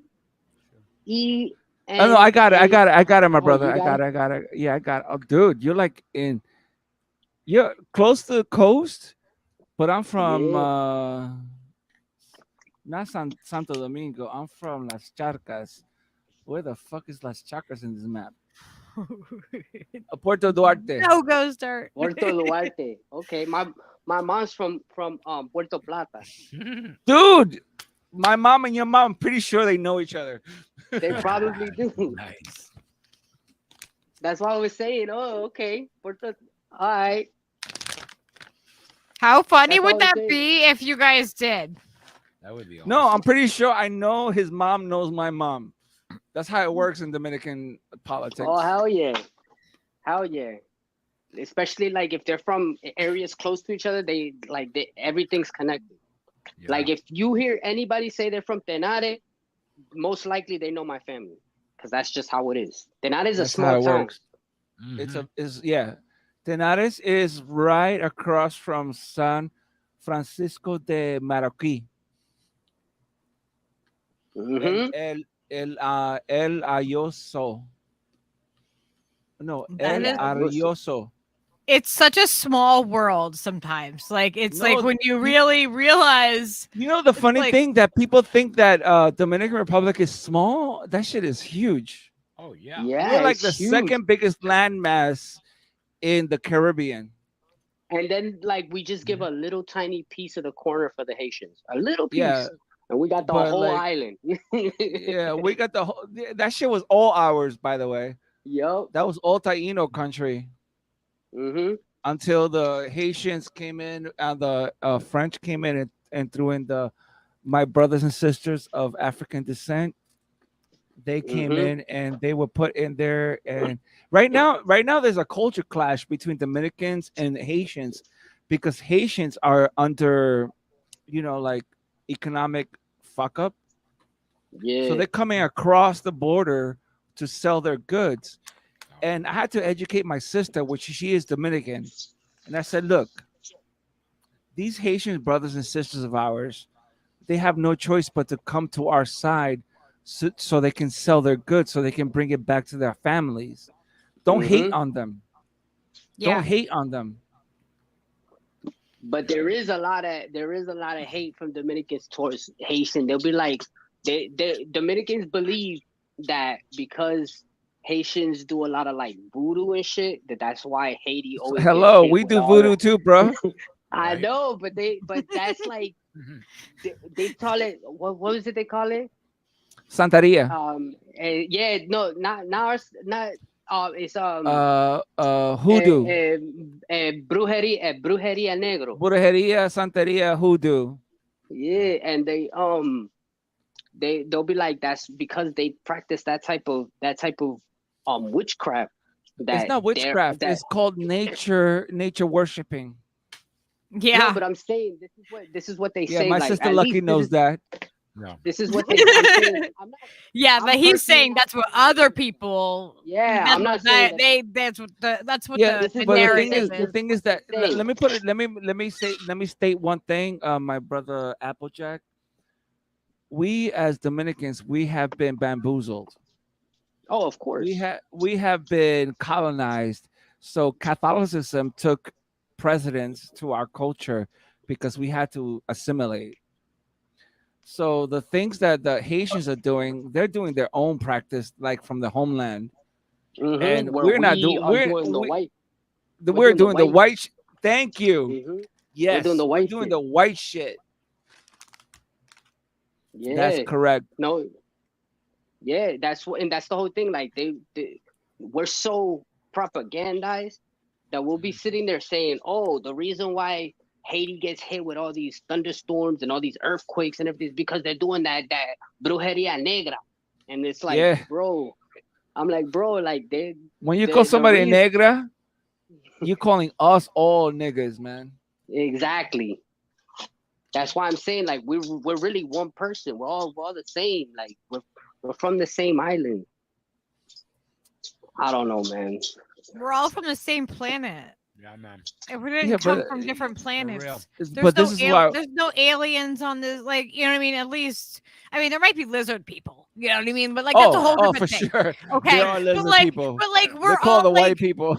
we're all like one race here. Like, you know, we're No, the all thing- no, the thing is- humans. The thing Like, is we that are we the call human we call race. them lizard people because they have left consciousness of Earth. Yeah. Mm-hmm. Yeah. It's not that they're different from our DNA. It's just that they left the consciousness of Earth. Yeah. Because when you talk about religion, it comes from Africa. Every religion comes from Africa. Yup. The origins of the original men. Yep, and that's why we look so beautiful, man. That's a fact. That is a fact. And our beauty is our fucking demise because they want to be us, so they shut us down. You know what I've always thought was really weird? They hate us 'cause Okay, we're animals. so being around a lot more like light-skinned people, I noticed that like even the people that are racist, that like, you know, say things that are racist, that you're just like, yeah, these motherfuckers are racist. Like, you just know, you know what I mean? Like, they're just ignorant. I think racism is just ignorance. Like, honestly, Oh, that's for how sure. I see it. And like, it's funny because these really light-skinned Caucasian people they're racist, but they sure as hell want a tan. They sure as fuck Oh, want to get they darker. pay for that shit in a You know salon. what I mean? It's the weirdest fucking shit. It's like, are you kidding me? Like, wanna you be want us. to be dark, but not too dark, right? Like you They know, want to be tan enough to lie to us. Mm-hmm. It's so messed up. it's a too, weird because fucking thing, though, right? It's like you're showing your envy, you know. it's so Like, messed up too. Because you're it's showing that you're envious and you're ignorant by being racist and doing You're that kind of envious with shit. no it's self-awareness so messed whatsoever. up too, because they'll sit there and they'll be like, oh, they'll look at black people and they'll be like, oh, they're the colored folk and shit like that. But black is the absence of all colors. So technically, white people No. are the colored folk. No. Let me correct you on that, Applejack. Black is the inclusion of all colors. Well, if you mix colors in, but if they say that the No. reason why I was space is educated by black an is African because American, and they told me, and I actually looked it up. no, Black but I'm saying is you can look it this up. absorbs all colors. Black is the wait. Let me put it this way: when God created the earth, there was blackness, and the only way that God could create earth and light was through blackness. But this is what I'm trying to explain. What I'm trying to say is, like, the reason why space is black is because it's a vacuum. There's nothing that could get through, no color, no light, any No, of that. you're wrong. If Sorry, you, bro. if you, I'm gonna I'm stop you on telling you, that. look, Nope. I'm gonna show you. I'm gonna stop you on that. Applejack. Google. What's the absence of all color? I promise you, it's Google? gonna tell you black. Google. I mean, yeah. Really, you're using Google as your reference? Google uses what's on the internet and scraps it and brings it all back. I understand there's beliefs, but I'm talking about facts. I had to become humble to my black people because they Oh, made a point. They created mathematics. Without the Moors, we wouldn't have the alphabet or math.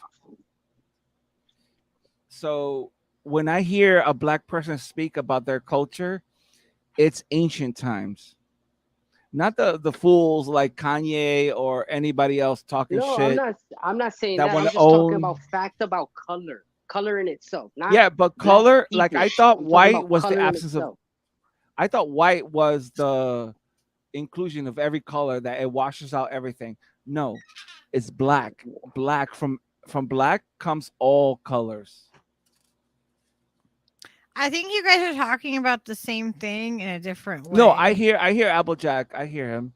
No, I'm not gonna. I'm sorry, man. Keep going, man. Oh, did he freeze?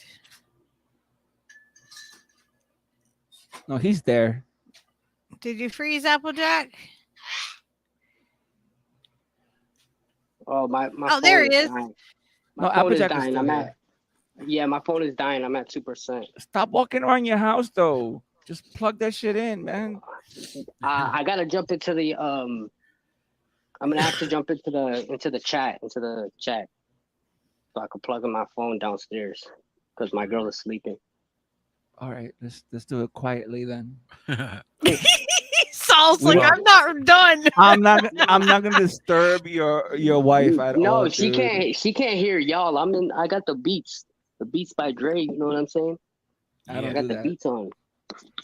I do AKG or Sennheiser. Oh, I got beats. I got the Apple ones, and I got my Raycons. My Raycons are my favorite. I was an electrician, so I always like to have hardwired. I don't trust the Bluetooth shit. Oh, now everything is Bluetooth in my house. Oh shit, I'm at 1%. I'm gonna have to jump off. All I'll right. see you guys on No, the chat. dude, don't go, bro. No. We'll do No, another one with both you guys. My Definitely, dude, Applejack, no. Yeah, we've been going hard for a couple hours now, about 3, I think. Yeah, we're almost 3 hours. Your phone lasted for a while. No doubt. That's why I like hardwired. Right. There it goes. See? That's what So you know she what, said. Steve? Jump in this That's bitch. what she said. Jump in this bitch, Steve. I'm here, bro. I'm in the thing, but I'm not visible. I'm an invisible. I'm a Omnipresent. voice. Omnipresent. Yeah, man. I'm a disembodied voice from your future, buddy. Oh, Polly Shore reference. Nice, buddy. Buddy. Yeah. Oh my gosh. I just watched a really cool thing about him. What the fuck? It breaks my heart with I Polly think he Shore, was by on. the way. I think he was on Theo's. Theo oh, Von. Yeah. Yeah, he was Pretty on. sure I it saw was- that. I Pretty saw that sure one. it was that. That was a pretty good one. Gamer. What's up, gamer? Here You know with the what's a Gen really X and funny Gen listen? A really whatever. good listen is Theo and Jordan Peterson. That interview was fantastic. It's fucking- Jordan Peterson, by the way, It's so twisted and funny and awesome. very twisted. By the way, you're correct. on that. Brilliant too. Like Sometimes it's the you have to- craziness you have- of the people you have talking. to sift out the fucking nuggets, but that guy's got some fucking crazy ideas and some really brilliant ones too. So it's like You know who shoot- there's some kind of decoder ring or something you need, I think. to listen to it effectively. Yeah, he got the pulse. He got the pulse. Yes, you're right about that. Yeah. Yeah, real. like you need to like decode, like, you know what I mean, like decode what you have to filter it, like When I listen think when I you- listen to Jordan Peterson, it's like, stop mansplaining me. that's his gig, bro, is mansplaining things. And He's- like, he's dude, like I a wish really adept mansplainer. like was it Tyler Fisher? Have you seen Tyler Fisher's thing that he does on Jordan Peterson? no, I haven't. He is Oh my fucking hilarious. His impression of Jordan Peterson is probably like award winning or something. There should be an award for it. Probably. I think Tim Dillon has like gotten bypassed, and he's the most hilarious motherfucker on Oh, earth. he's fucking hugely Tim funny. Dillon is fucking amazing. He makes Yeah. fun of everybody. Yeah, no, I love his goof. Like I just watched him on fucking Kill Tony. Oh doing, yeah, doing fat Amy Schumer. Oh my god, that was the fucking funniest. Ridiculous. that dude will kill anybody. He's wicked funny. Hinchcliffe is wicked funny too. If you see fucking his set is fucking ridiculous. I've You been know what? looking at. Sorry, go ahead. I was just gonna say, have you ever heard of the comedian Alex Trainer? He No. is also very funny. Oh my gosh, he is hilarious. And he's a very sad guy. And his sadness makes me laugh really hard. It's kind of awkward. Like, Sadness is beautiful. It's cool. It's his sadness, like it's the realness of what he does. And I would love to see your reaction to an Alex Trainer. Alex Trainer, I will look it up. I'll play it. I'm focusing on like the junior, the new Filipino comedian. Yeah. I forget his name, Junior something. And also the Arab and Indian comedians that are coming on right now, because they his name is Nimshel Patel. You gotta check that. I think I've heard him. I think I've heard of Nimshel him. Patel. Yeah. You will fucking laugh hard when you listen to his shit, because he doesn't give a fuck. Yes. Nimshel That's what we Patel. want, is people just to be fucking honest. God Dude, damn. And funny. comedy is comedy. Comedy is funny. And Comedy funny is shit supposed to funny poke shit. holes on your bullshit. Yep. Oh, power to David Lucas shooting holes in the COVID narrative is like some of the funniest shit I've ever heard in my life. Like that, he's ridiculously funny. All right, I have to show him some Alex Trainer. Yeah. Yeah, show me some So- Alex Trainer. Okay, I'm gonna mute us and I'll play him, and he's awesome. Mental health crisis, quite like a sad adult man riding in a tiny monster truck. As you can see, I haven't been doing too well. I've been so depressed I haven't been able to finish the movie about how depressed I am. And it's been a long time now, considering I shot this footage in July and it's late January.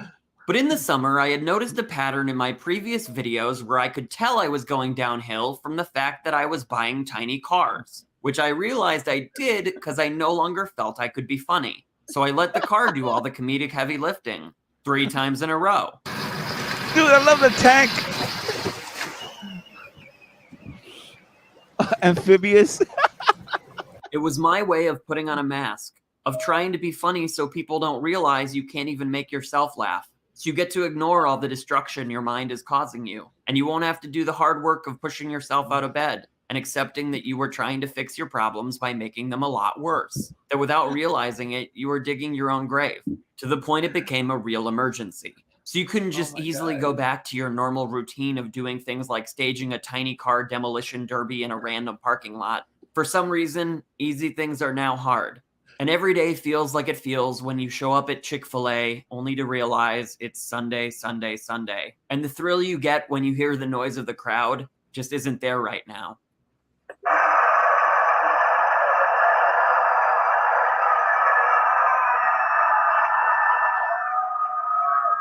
I never stopped wanting to make videos. I just stopped being able to do it. And I still forced myself to buy those first 2 cars, even if it was a really bumpy road, and I knew at some point the bumps in the road would cause me to go past my tipping point, and that eventually I would just sit in front of a blank page and decide nothing I had to say was worth saying. Then, because I couldn't do stuff, I'd feel bad about not doing stuff, which ensured I definitely wouldn't be doing stuff, which made me feel more bad about stuff. And now I feel the baddest I've felt in a while, and like I'll never really beat this. I'm at the point where I tell every psychiatrist, look, I've been around the block. I mean, I did electroshock therapy, which implies a certain amount of desperation considering the main side effect is that I don't remember filming any of this footage. All I ever wanted to do was make movies and entertain people. And now I'm 32, living at home, and my mom's driving me to the hospital 3 times a week so they can put me under general anesthesia and induce seizures in my brain. No one can say I'm not trying very hard to not die. And I'm a real tank for hanging in there, for forcing myself to go to appointments and do a pale imitation of the things I used to do. There's nothing stopping me from doing those things again but me. I just don't feel the he's splash when I hit the legend, man. water He's right now. legend. And Yeah, that makes it for hard to give sure. a shit, which makes it very, very yeah. hard to get back on the right track. I'd like to not be fucking stuck in yeah. Connecticut, but how am I going to get out when I'm too sad to even move? He's on the And if Brooklyn I Bridge. do manage to get out, how will I stop myself from feeling so alone when I'm surrounded by opportunity? How can I remind myself that there will always be a part of me that wants to take a tiny monster truck to the big city? And that's really cool. And maybe all I need to do is stop thinking about the bad stuff and make the damn video already. It doesn't even need to be good, just make it. Because doing it will make you feel happy and proud, even if you get nothing in return. Even if nobody watches, you get a massive bruise. Like the poet Ringo Starr once said, it don't come easy. And to be honest, I don't think I'll ever achieve the traditional definition of success or even be reimbursed for the cost of all these tiny cars. But if I can continue making what I think is good shit, maybe I can be amusing to some people. Yo, good shit, man. And maybe I can start being amusing to myself again. Because I'm not lazy or ugly or untalented. I've just got a lot of problems. And I know that while I project a shitload of negativity, deep down, I'm an optimist to the core, no matter how frustrating it can get. Like when a pushy Israeli woman disrupts my shoot so her kid can go in it. Or when after 2 days of trying, you still can't get it to float on water skis so you can tow it from the back of a boat. The world hasn't ended yet. And you still like pizza. This dude is funny and while as objectively shit. there's no meaning to life, that doesn't mean you can't pretend there is. You just need to savor the brief moments where you don't think all your thoughts are bad and everyone hates you. And then maybe they won't be so brief anymore. It sucks that you have to deal with this, but you're you. And you can't just easily return yourself to the store. And I guess if I had to admit it, I wouldn't rather be anyone else. Clinical depression and all.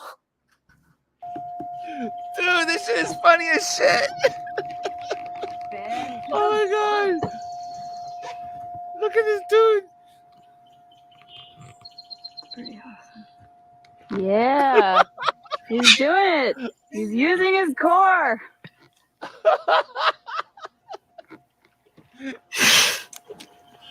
Oh, this is beautiful.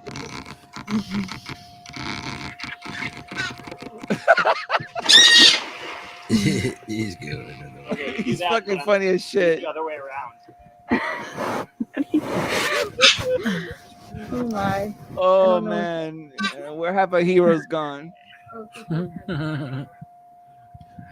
Yeah. Dude, Lucky, look up this dude.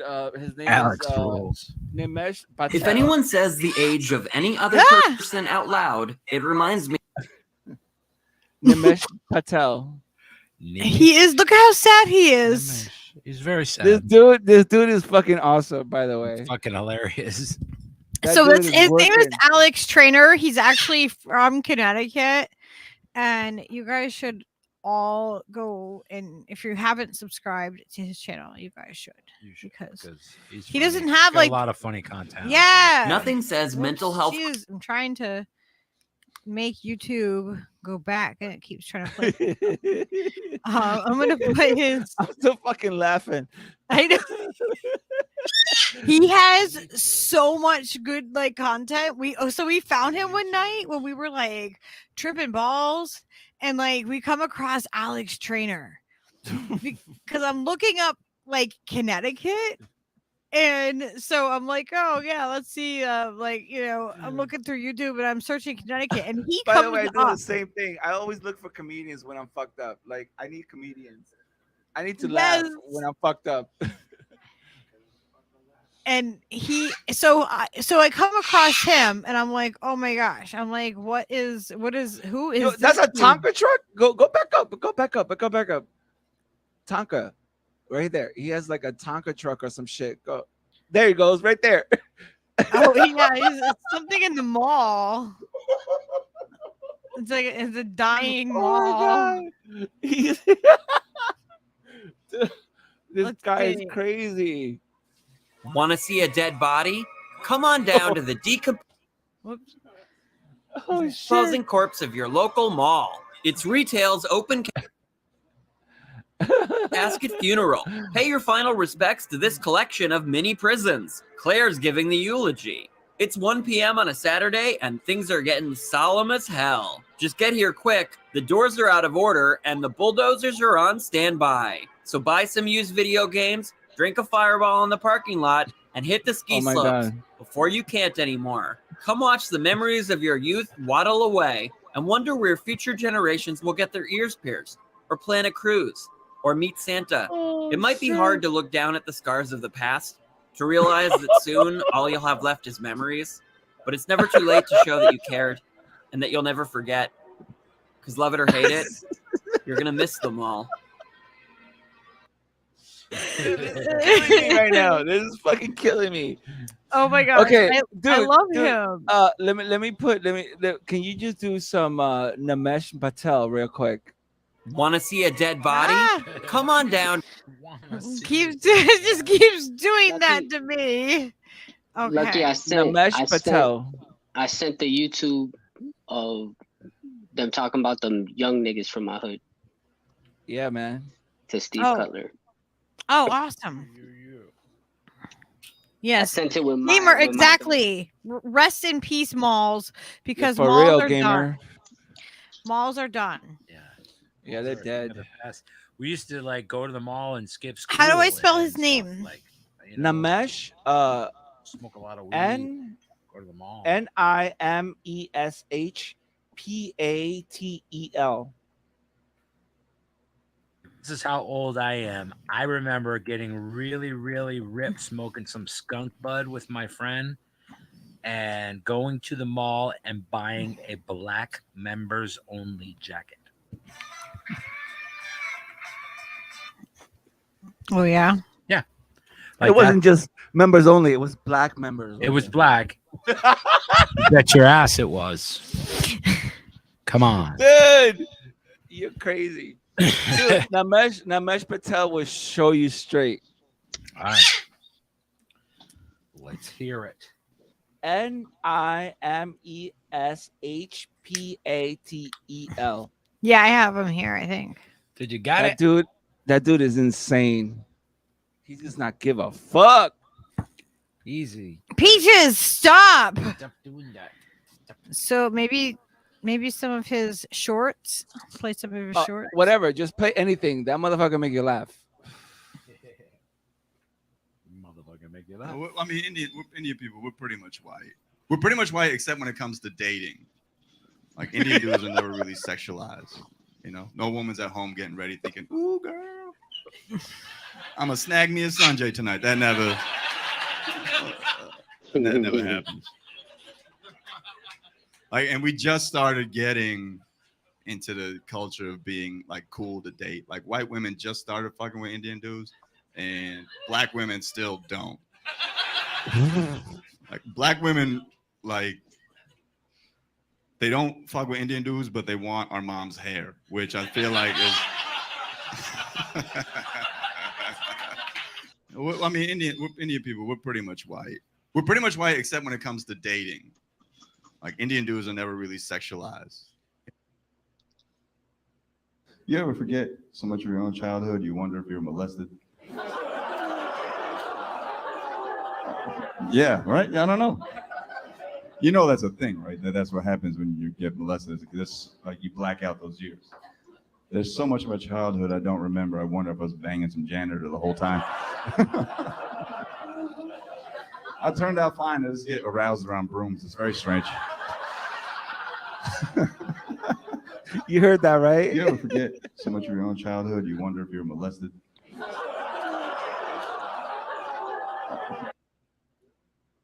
Politics is annoying to me. I know you guys are probably tired of hearing about it, but it's annoying to me because the game is so clear in politics. It's just rich people dividing poor people amongst things that aren't money, so they can disguise the fact that they're just robbing them the entire time, right? It's rich people tell black people and white people to hate each other so they can hate each other and not kill the rich white guy that did all this shit. But that's why I wanted Bernie to win. Hey, Lucky, I got another one for you. Reasons. GR. Free college. I already went to college. Give me my money back, Bernie. That's what I would. No, GR de 36. All my friends. GR de Guzman. He's a Filipino comedian. His name is JR de Guzman. He will fucking rip it. JR de Guzman. Okay. Hang on. Then afterwards, we'll play my little documentary I sent you. It's not a long documentary. Oh. Yeah. How long is it? I think it's like 10 maybe Here, Lucky, I sent you something. 8 I think I minutes. put it in the probably- chat. GR probably 8 Goose.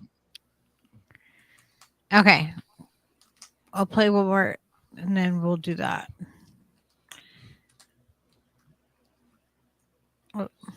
I'm gonna guarantee you're gonna laugh. GR de Guzman, Filipino.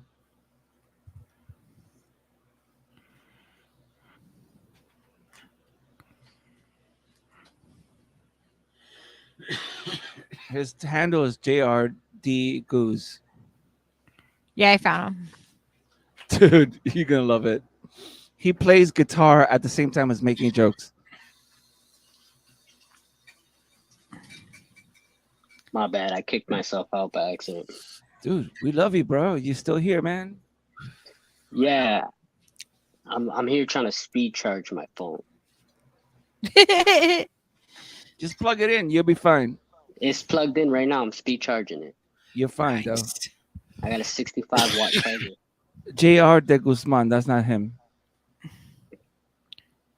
Right here. Yeah. Yeah, but look at his right here. That guy on the left, on the right.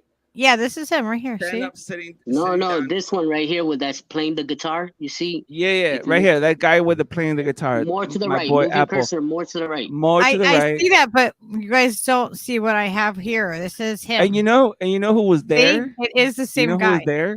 See? That's him. That's him. That's him. Yeah, right I there. know. But you know who was there? Yeah. Woo. Yeah, thank you. Thank you. Okay. All right. Yeah, the best thing about that is like I'm a man now, you know? Yeah, like I don't have to call my parents to ask them for money, you know?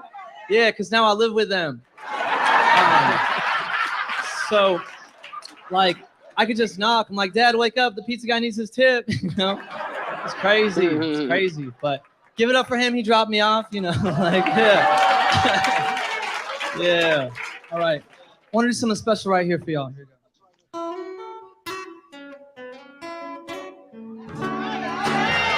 People love this. By the way, I'm not Chinese. I'm Filipino. Thank you. Yeah, just in case anybody here is racist. Okay.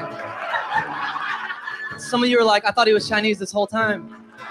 But I love being Filipino. I saw this commercial when we moved here. I saw this commercial, and I learned that being Filipino, that I can feed myself for only 63 cents a day.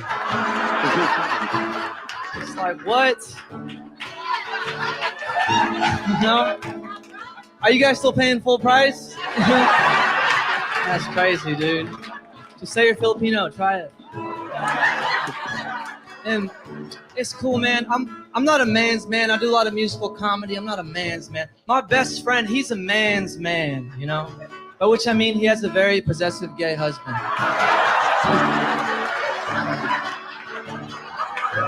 Yeah.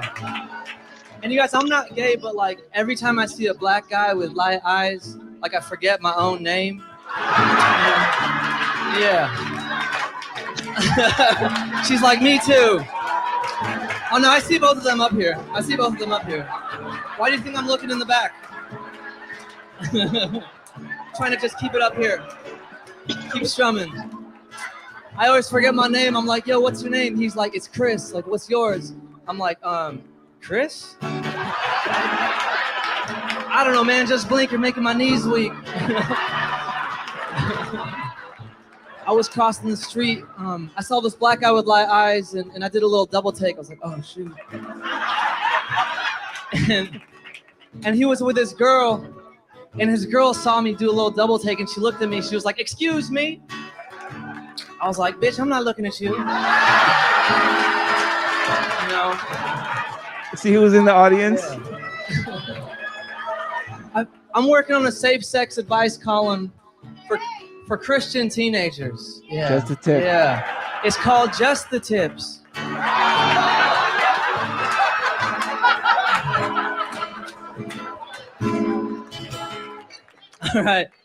All right, you guys. That's just a bunch of jokes about myself, but I got to relate as a performer to you guys. And this is a true story about me coming to America. My family and I, when we first moved here, we lived in a storage unit for 2 weeks. Yeah, that's a true story. It's just that's what happened. And I feel like that would have been like the most awesome episode of Storage Wars. like, like they just open it up and there's a Filipino family inside. On the outside, there's a dude with a trucker hat. He's like, I want that. Oh my God, this is I want so those baseball cards. I want that wrong. smooth skin family. All right, thank you guys very much. I'm JR the Gooseman. Dude, I'm telling you, that motherfucker's killer. That's fucked up. Yo, but that's It's real so fact. Like, fucked up. Yeah, but I mean, something JR fucked up Guzman true. is fucking real. Like, he makes Joe Coy. Like, actually, Joe Coy is his predecessor, and JR is continuing his work, basically. Okay, so Represent. where did you send it to his email, or did you send it to? I sent it to his Twitter, but I sent it on my main. Oh, account. okay, now I see it.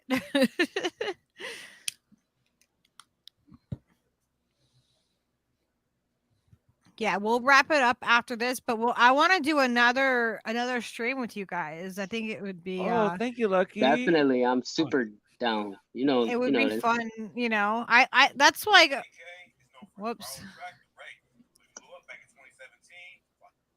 Oops. I'm like trying to put it on the screen and everything, and it's playing on its own. But I want to do another. We can do another stream, and have you guys on, because I think it's awesome. I love learning about just different people's backgrounds, and Definitely, I got hundreds of stories. Applejack, hook up with me. I'll show you my Taino heritage, and I'll show you yours. That would be really cool. I think that would be really awesome just to to. Applejack to me is my little brother, by the way, even though he's a hardcore motherfucker. I love him. For real. Yeah. Yeah, we got nothing but love for all you people. All you beautiful people. Yes. Right, Peaches? Peaches.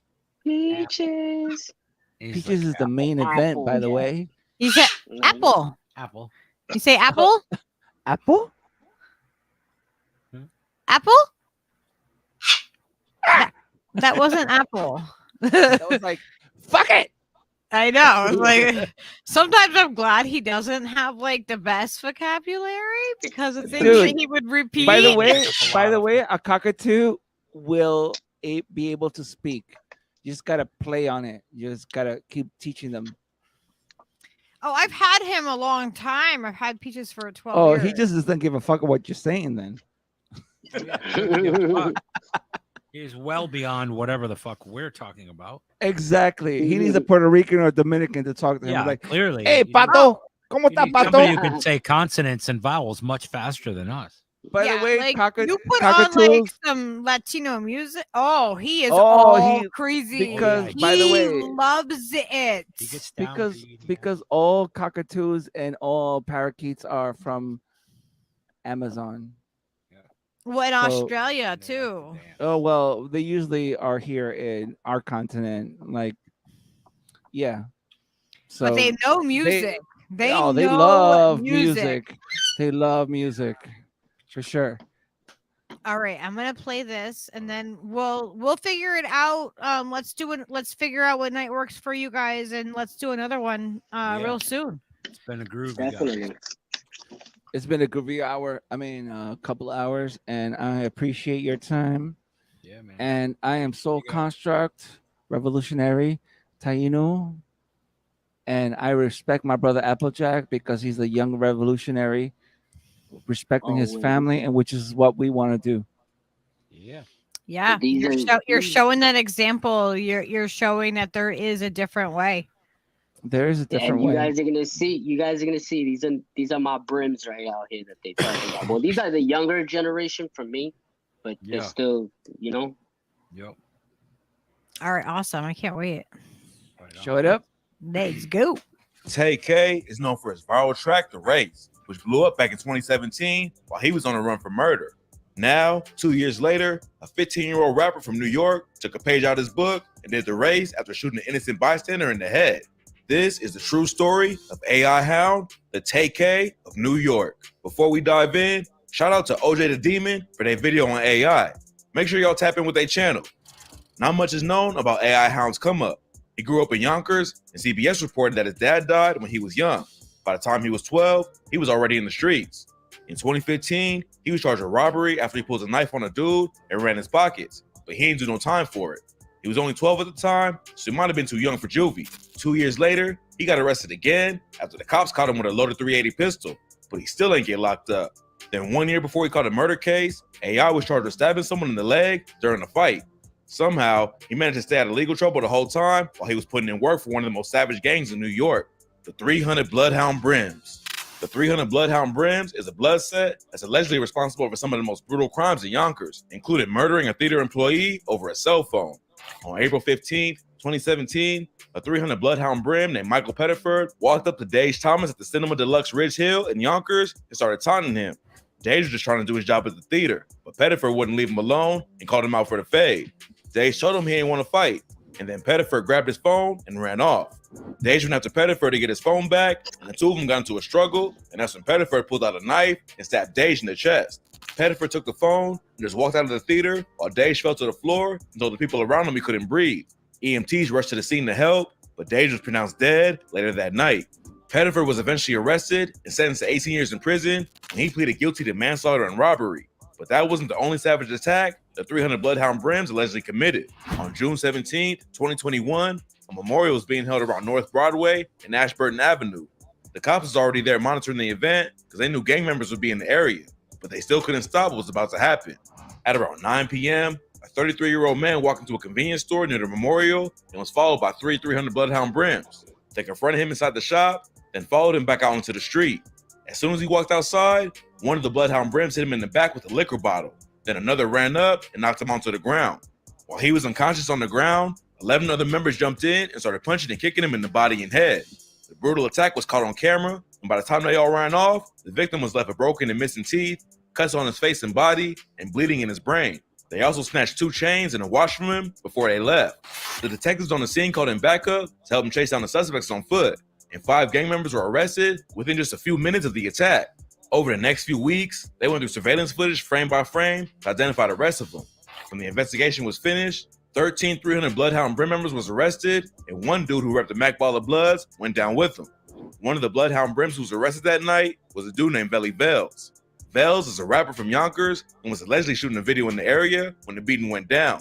Vels has several tracks with AI, and it seems like he's just as reckless too. According to Yonkers Times, the 300 Bloodhound Brims is responsible for or involved in numerous violent activities in the city of Yonkers and surrounding municipalities, including felony assaults, robberies, and multiple acts of gun violence. And just a couple months before they stopped this dude out, they was also accused of being involved in the shooting of a 6-year-old child. AI Hound fit right in with the 300 Bloodhound Brims. The wild environment he grew up in turned him into a certified savage, but the street life caught up to him fast, and he ended up killing an innocent woman before he was even old enough to drive. On April 25th, 2019, AI was at a park in Yonkers and allegedly snatched another dude's gold chain. He ran off with it, but the dude he robbed linked up with some friends and started hunting them down. Around 6:30 that afternoon, they saw AI on the corner of Lake Avenue and Morningside Place, and surveillance cameras caught what happened next. In the first clip, AI's ops can be seen hopping out of a car and chasing after him on foot. Then the second camera shows AI pull out his gun and bust a shot when the ops got close to him. He missed the target, but unfortunately, the bullet went past and hit an 18-year-old woman named Marilyn Cotto Montanez in the head. Marilyn lived just half a block from the area and was walking her 9-year-old sister to the store when she got hit.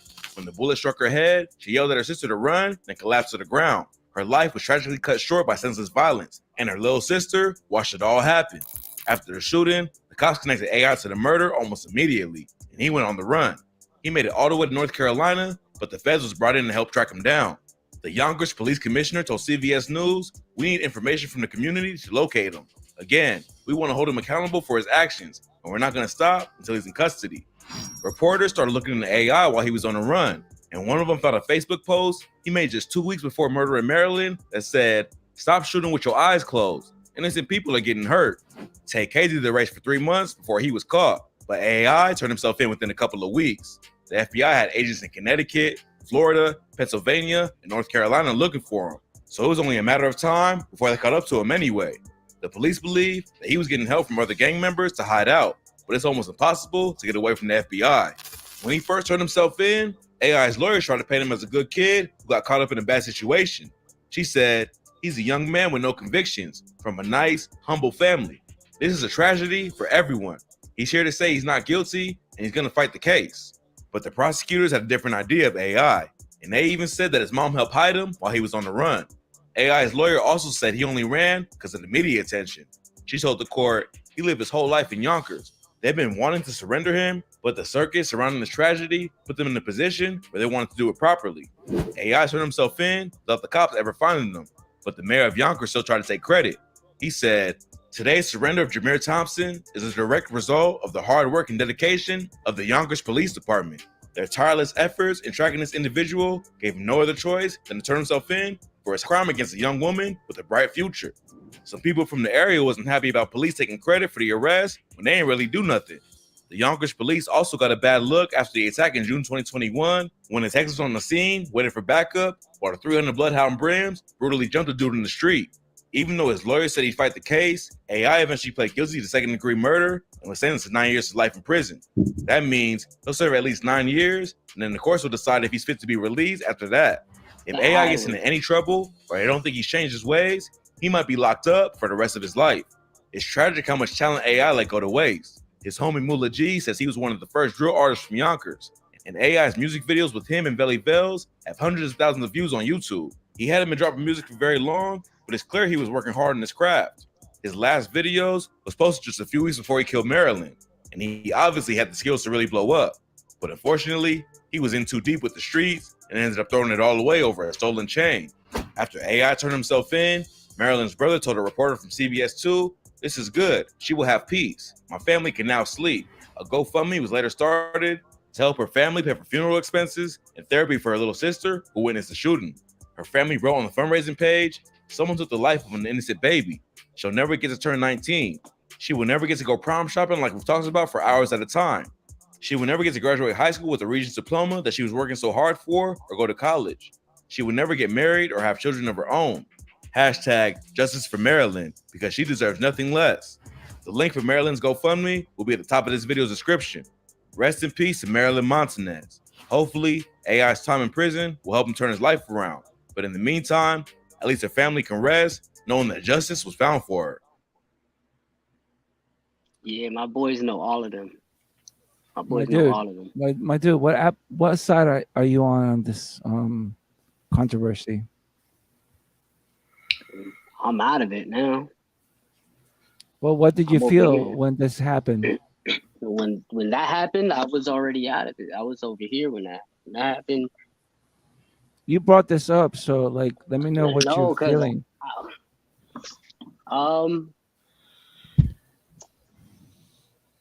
I feel like it's messed up, but at the same time, it's like that's the life people are living out there now. You know what I mean? Like that's not the life. That's not the life. That's a chosen life. Yeah. Situational fucking. It's chosen life. It's different. It's different. It's not different. Bro. We grew up in the same hood, my bro.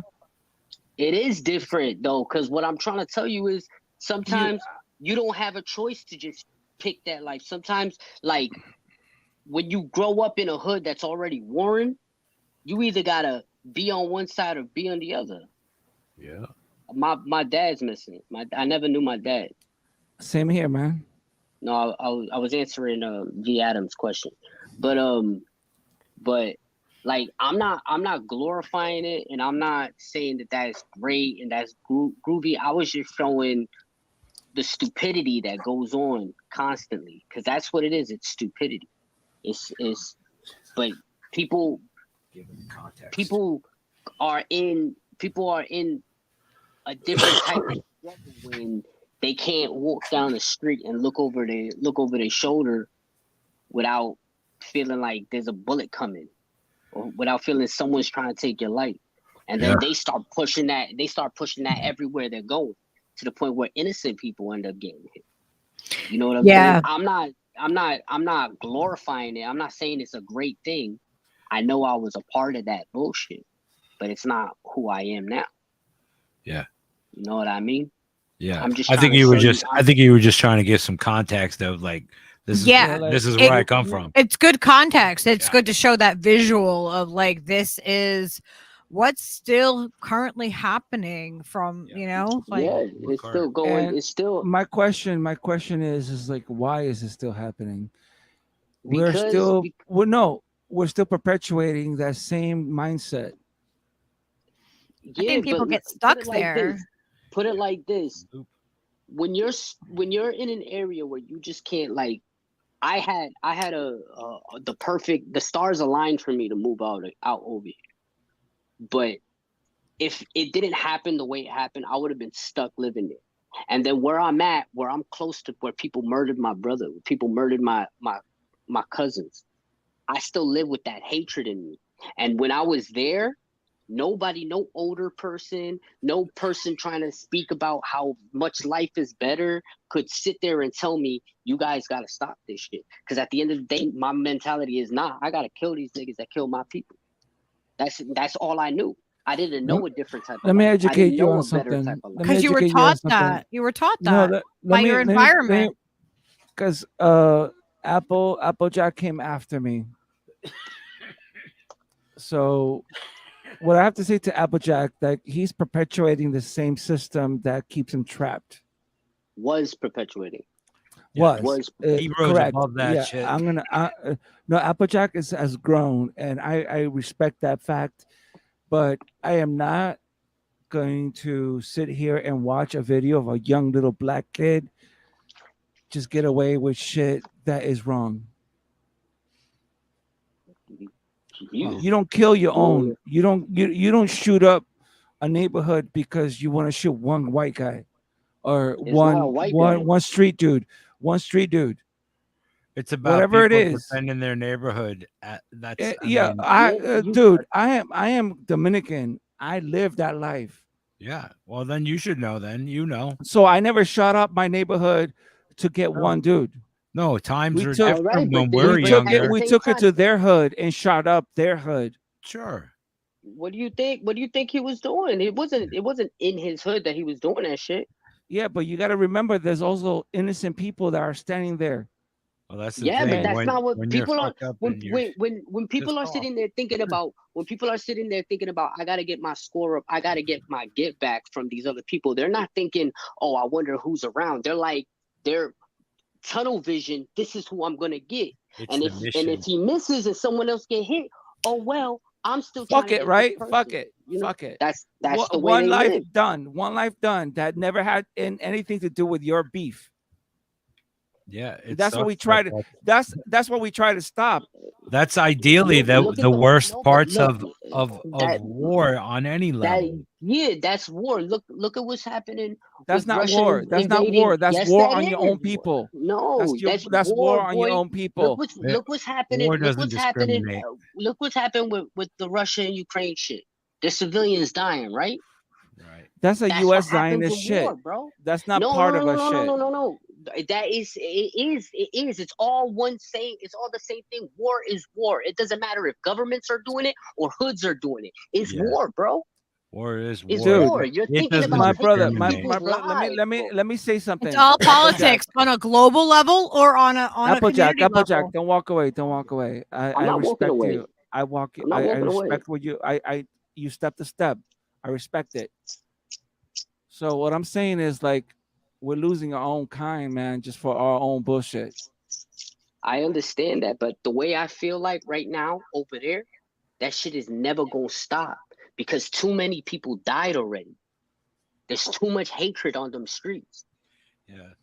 They already tried to stop it with Mano. They tried to stop it with Jim Jones, with Dave East, with Cameron. They all got together and got niggas together to stop this shit. But the young boys are like, no, these niggas killed my homie. And I at the hear end of the that. day, you can't tell them nothing. You can't tell them nothing because they're not gonna stop.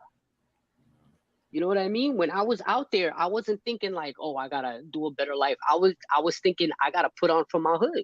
That's just how it was when I was out there.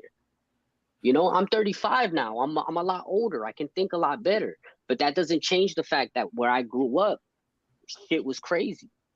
It's still crazy. Yeah. Like when they killed my first cousin Funda, like it wasn't some like, oh, the nigga was out there shooting up other hoods or whatever. Nah, they looked at him as, oh, he's from this hood and we're at war with this hood. Let's take him out. And he was collateral damage for being from the hood. And then what that does is everybody that reps Funda world, everybody that fucked with him, me, my family, all we're thinking is, oh, these niggas killed my cousin. Now I gotta get them. I hear that. You know? It's like And it's a mindset. It's the mindset that you have. Like there isn't another option. Like when you're in that life, that is your only option is to do what you. That's what you know. Especially you take from us, we'll take double from you. Especially when you think that's what life is. You know what I mean? Because people don't expand. They don't leave New York. They don't go and see life better. They don't see what I'm seeing right now, where I see all these white people treating me nice and trying to help me out. They don't see that. They only see if I don't get it, nobody's gonna give it to me.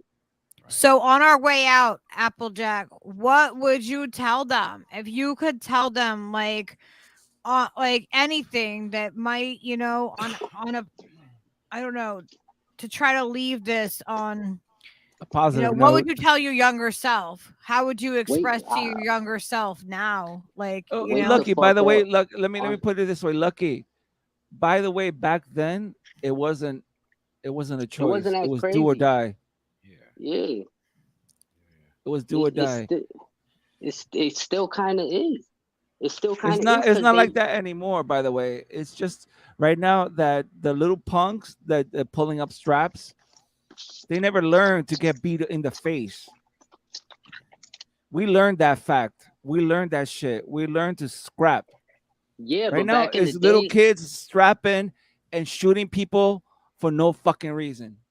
Yeah, but back in the day, you used to beef and win or lose, you get your respect because you stood up and fought. Exactly. Nowadays, if you get into a fight and you lose, they're on the internet and they're joking you and they're making fun of you and they're pushing that in your face and they're putting posts everywhere. So then that's on you. That's on you to react because you already beat their ass.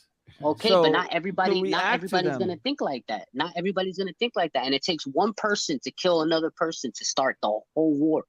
To make everybody who love that one person. You've seen a man die in front of you, right? Yeah, my cousin. Well, I've seen many of my people die in front of me. I've been through. Did I take guns and try to kill them? But that's you. That's you, brother. Yeah. Not everybody's gonna think like individual thing. It was a different time period too, you know. Yeah, look at how drill music. Look at what drill music raps about. They rap about if your gang ain't get that get back, then your gang ain't on shit. Yeah. So now everybody's like, oh hell no, you ain't gonna say that about my people. You know what I'm saying? Like everything's different now. We're in a different playing field. It's not the same. The way the information travels, travels like lightning speed. Yeah. One tweet and you're lighting everybody fucking up. Well, the production of music and video and stuff to accompany something that a recent event, like the next day you can have a video out about whatever the fuck happened with a rap about it, dissing the fucking other fucking person who did the shit to you or whatever. You know what I mean? There's so many, it's like instantaneous now. Like communication is just like I was telling them earlier, right? This is my man's, right? He was with his cousin and his two cousins and his brother. They were driving down the street. Niggas pulled out and shot up the whole car. My man's was the only one that lived. Both his cousins and his brother died. How you think he's gonna feel? And this is we young. How you think he's gonna feel? He's gonna feel like he gotta get that revolution, man. You gotta. Yeah, he survived for a reason, you know. Like, that. I mean, not that I think that's the right, you know, like that's the right. I don't agree with it. I didn't. No, I know you. I know you don't agree with this shit. You done jacking up shit. You done with the shoot up shit. Same as me. I'm older than you, so I could tell you like shooting up will just end us quicker than the white man will end us. So we're shooting ourselves up for little territories like blocks. All of this was already created by the white man. The white man Exactly. put us in a situation So where why should we keep doing it? Why should we keep doing it? Because now we're already too far into it. Now niggas is not gonna fuck with other niggas. Like you're not gonna have Brims fucking with GDs. It's just not gonna happen. They've already gone too far down that hole where niggas kill people. Once life is taken from Israel, that's a Pandora's box. You can't put it all back in. Yeah, but we can stop it. We can stop it. We can try. stop killing each other. We could stop you can killing each try. other. That's by the way. Certainly, The Crips and the Bloods did that, and I respect them for that. The Crips and the Bloods wasn't even the same. Like the Crips and the Bloods in New York are nothing the same like the Crips and the Bloods. Yeah, in the because West. they're the hybrids. They're not the same as the original Crips and Bloods.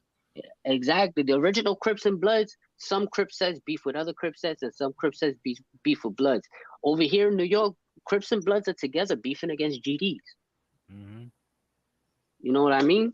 Yep. It's way different. It's way different. And then you put money into it where all these rappers, all these drill rappers are rapping shit and getting money on YouTube. So now they're like, oh, if I'm living this hard ass life, I could rap about it, and then people are gonna want to pay attention to it, and then I'm gonna make mad money off. That's what I'm saying. So now there's a whole new angle to it. Now it's like more suppressed. You have to have a hard life, or else what do you gotta what do you gotta say? You gotta be street, or you get no cred. Exactly, because we had too many. So it of these perpetuates rappers. the same cycle. We had too many of these rappers that were rapping about shit that they didn't do, a life that they didn't live. Absolutely. And then all of that shit came out to the forefront. So now you have all these newer generations that are like, oh, you're not gonna say that about me. Everything I rap about is real life shit. Right. Look at Chicago. So they have to go then do the real life things. So they have the real life things to rap about. But look at the rappers today. If you can, are they like KRS-One? Are they like no? They're not. They're like not. Daddy They're Kane. None of them are like that. Now, drill rap is like fucking bunch of mumble mouths as far as I can hear. It's just shit talk. It's just shit talk. Like just a lot of shit talk, and some of it is really honestly, cool. The real and drill, some of it I really fucking dig. But honestly, the real drill rap, the only thing they're talking about is the other side losing bodies. Oh, look at your man's, he died. This nigga died. Oh, this nigga. That's all they're rapping about. Yeah. They're rapping about the enemies, who they lost, so that they can get. It's all diss music to diss the other side. That's all drill rapping. Yeah, you get that. But you get that. All the kills. It's so popular. It's so popular that these little niggas is making crazy ass money without having to sign a deal. Right. All the independents can make mad money now. Yeah. Even with 6ix9ine. Look at all 6ix9ine's music before he snitched. 6ix9ine is lucky to be alive right now, by the way. Oh, I know, but I'm saying before he snitched, he was running with all of them real ass niggas. And what were they doing? They were doing all this crazy shit. And now 6ix9ine had to get out of jail free card because he was able to snitch on all the shit they were doing. Yeah, that's fucking fun. You know what I'm saying? Like, but yeah, there is a lot of money in the game, for sure. You know, like, but this thing that Lucky and Steve is building is unification. Yeah, this is different. It's unification. It's unification. I was just showing where I came from. I came from the same hood, my bro. I came from the I know, but people in the chat don't understand that. They don't know that. You know? Like right now, like war, greed, and Jack. Power to Jack. Yeah, I believe in that. But you know what? I also believe in unification, because the way to survive, is to unify. Yeah. That's what we need to do. That's what we're trying to do. I am not here to gang. I'm not here to gang bang, because that life is I have a family, dude. Oh, I'm not Yeah. gang banging. I'm not Oh, gang hell banging. no. I'm just showing people. I'm not No, gonna he give was it giving power, us some history. and I'm not gonna give power to anybody that's still talking that word. You know what I mean? I'm not here to give power to none of them because the young kids are looking at us as the young thugs, the older thugs. But they're not. But you're out of the game. You know. It's even worse now. It's even worse now. The OGs don't mean shit to the young people. Yeah, they don't give a fuck about us anymore. But you know what? We gotta sitting still here represent. telling we as the OGs are sitting there telling them, yo, this shit gotta stop. And these niggas is like, no, fuck you. What you mean this gotta stop? Right. First off, I had I got a neighbor get shot in the back of his head because two little young motherfuckers thought that they can rob and steal from their cars, right next door to my house. Yeah. So I mean, I have guns in my house, but if I would have caught that one little fucking 12-year-old, 13-year-old that thought he was a thug, and he would shoot one adult black dude protecting his house, I would have shot that motherfucker. Yeah, well, fucking people got to eat, and fucking killing people sucks. So no, people got to eat, but you know what? There has to be a different life for them to want to have. There's not an opportunity. If you're stuck in that cycle of being in the hood, you don't have somebody to help you navigate out of that, then how are you going to escape it? Well, listen, if you're robbing, wait, by the way, Applejack, let me give you a check. I lived in Brooklyn, right? So you know how thug life is in Brooklyn. I mean, since the 1980s to 2000 whatever. I got respect because I stood my ground. My girlfriend at the time was Polish. They looked at me and like, oh, that Latino is hanging out with a white girl. We're not gonna jack him. I'm looking at them like, why the fuck are you jacking the poor fucking community? Why the fuck listen, you're speaking. The problem is that you're speaking through your experience. You're sitting there talking about, oh, you're using a gun. What happened to? Oh, we used to use fists. These little niggas say we don't give a fuck what you think, bro. We're gonna use guns, and that's just how it is. But we're the elders, we're gonna man. shoot. Yeah, we're the elders, but they're not respecting their elders. They don't respect that. So we gotta make none of that. We gotta make that respect happen. Yeah, it's and unless you're somebody doing. Look, you know who they respect. You know who they respect? Niggas that are doing it. Niggas that are out there getting that money, and not only just getting that money, but showing that, yo, you ain't gonna talk about my dead niggas. Like that's who they respect now. Yeah. They don't look up to the younger people doing right, living life. They don't, because they don't have that real opportunity to make real money out there. Yeah. If I didn't come out here and learn about life out here, I'd still be out there probably doing the same shit, bro. Like, I'm trying to tell you, I learned about being a better person out here. These niggas can't just move to Ohio and learn that shit, or move to a different place where life is better. It's different, you know? It's way different. It's the same thing in Chicago. In Chicago, niggas is dying left and right. But the reason why it can't just stop, look how many movements people have created to try and stop that. It never works. It never works because the young niggas go, no, these niggas kill my people. Yeah. At the end of the day, who's killing who? Who's killing who? Passion is Black strong when you're young. Latinos are killing themselves. Yeah, I understand that, but they're not looking at it as a race thing. They're looking at it as a gang thing. If you ain't from my hood, fuck you. That's how they live. Let me put it this way: you don't own none of that shit. To them, your block is not owned by you. Your block is owned by the politicians. I understand that. When they come and crack down on you, is because they said, fuck this bullshit. Yeah, but you also got to realize that the police ain't really going to crack down. They don't care about us. The police don't give a shit about you, for real. Exactly. I get that. So but you know what they do? You know what they do? You know what they do? They make an example out of you and me. What example? Send them to jail? That's they fucking let you kill each other.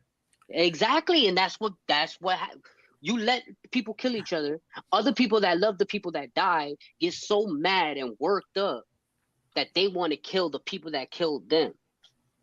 Yeah, It but keep- you're killing it- each other. It keeps the The never- prisons. It keeps the prisons full, where they divide Yeah. you again Yeah. on race lines, on Where they on- probably on already took your dad anyway. gang so, lines. you know, you Why know? did you move to or black or Ohio? brown. Why did I move to Florida? Because I don't want to be part of that killing of my own kind. I understand that, but at the end of the day, there's still people that gotta live there. They don't have the opportunity to just move out. They don't have the money to just move out. So your work, It's Applejack, is systemic. to educate. You came from the hood. You are a You teacher. think I don't try? You Yeah, are a that's- teacher, that's- bro. that's fully what Yeah, you're but you doing. think I That's don't what you're try? You doing. can never stop teaching. That's why he's on Seb, here telling us right now and that- and is The expressing what more, it. you're the doing more right I, now the is more I tell educating. people about my history and where I came from, the more people learn. Okay, this is the type of person he was, and this is the type of person he is. When I speak to my niggas in the hood, I love I'm my trying boy. to tell them. I'm trying to tell them, listen, this is where I'm living. This is how I'm living. This is what's going on. There's a better life. Yeah. You know what I'm You're saying? But setting that they- example. Yeah. but they don't. But at the end of the day, they care, but they don't care, because at the end of the day, they still have to wake up over there. Yeah. Where the war still is. Shit doesn't just change. They're in the war overnight. zone.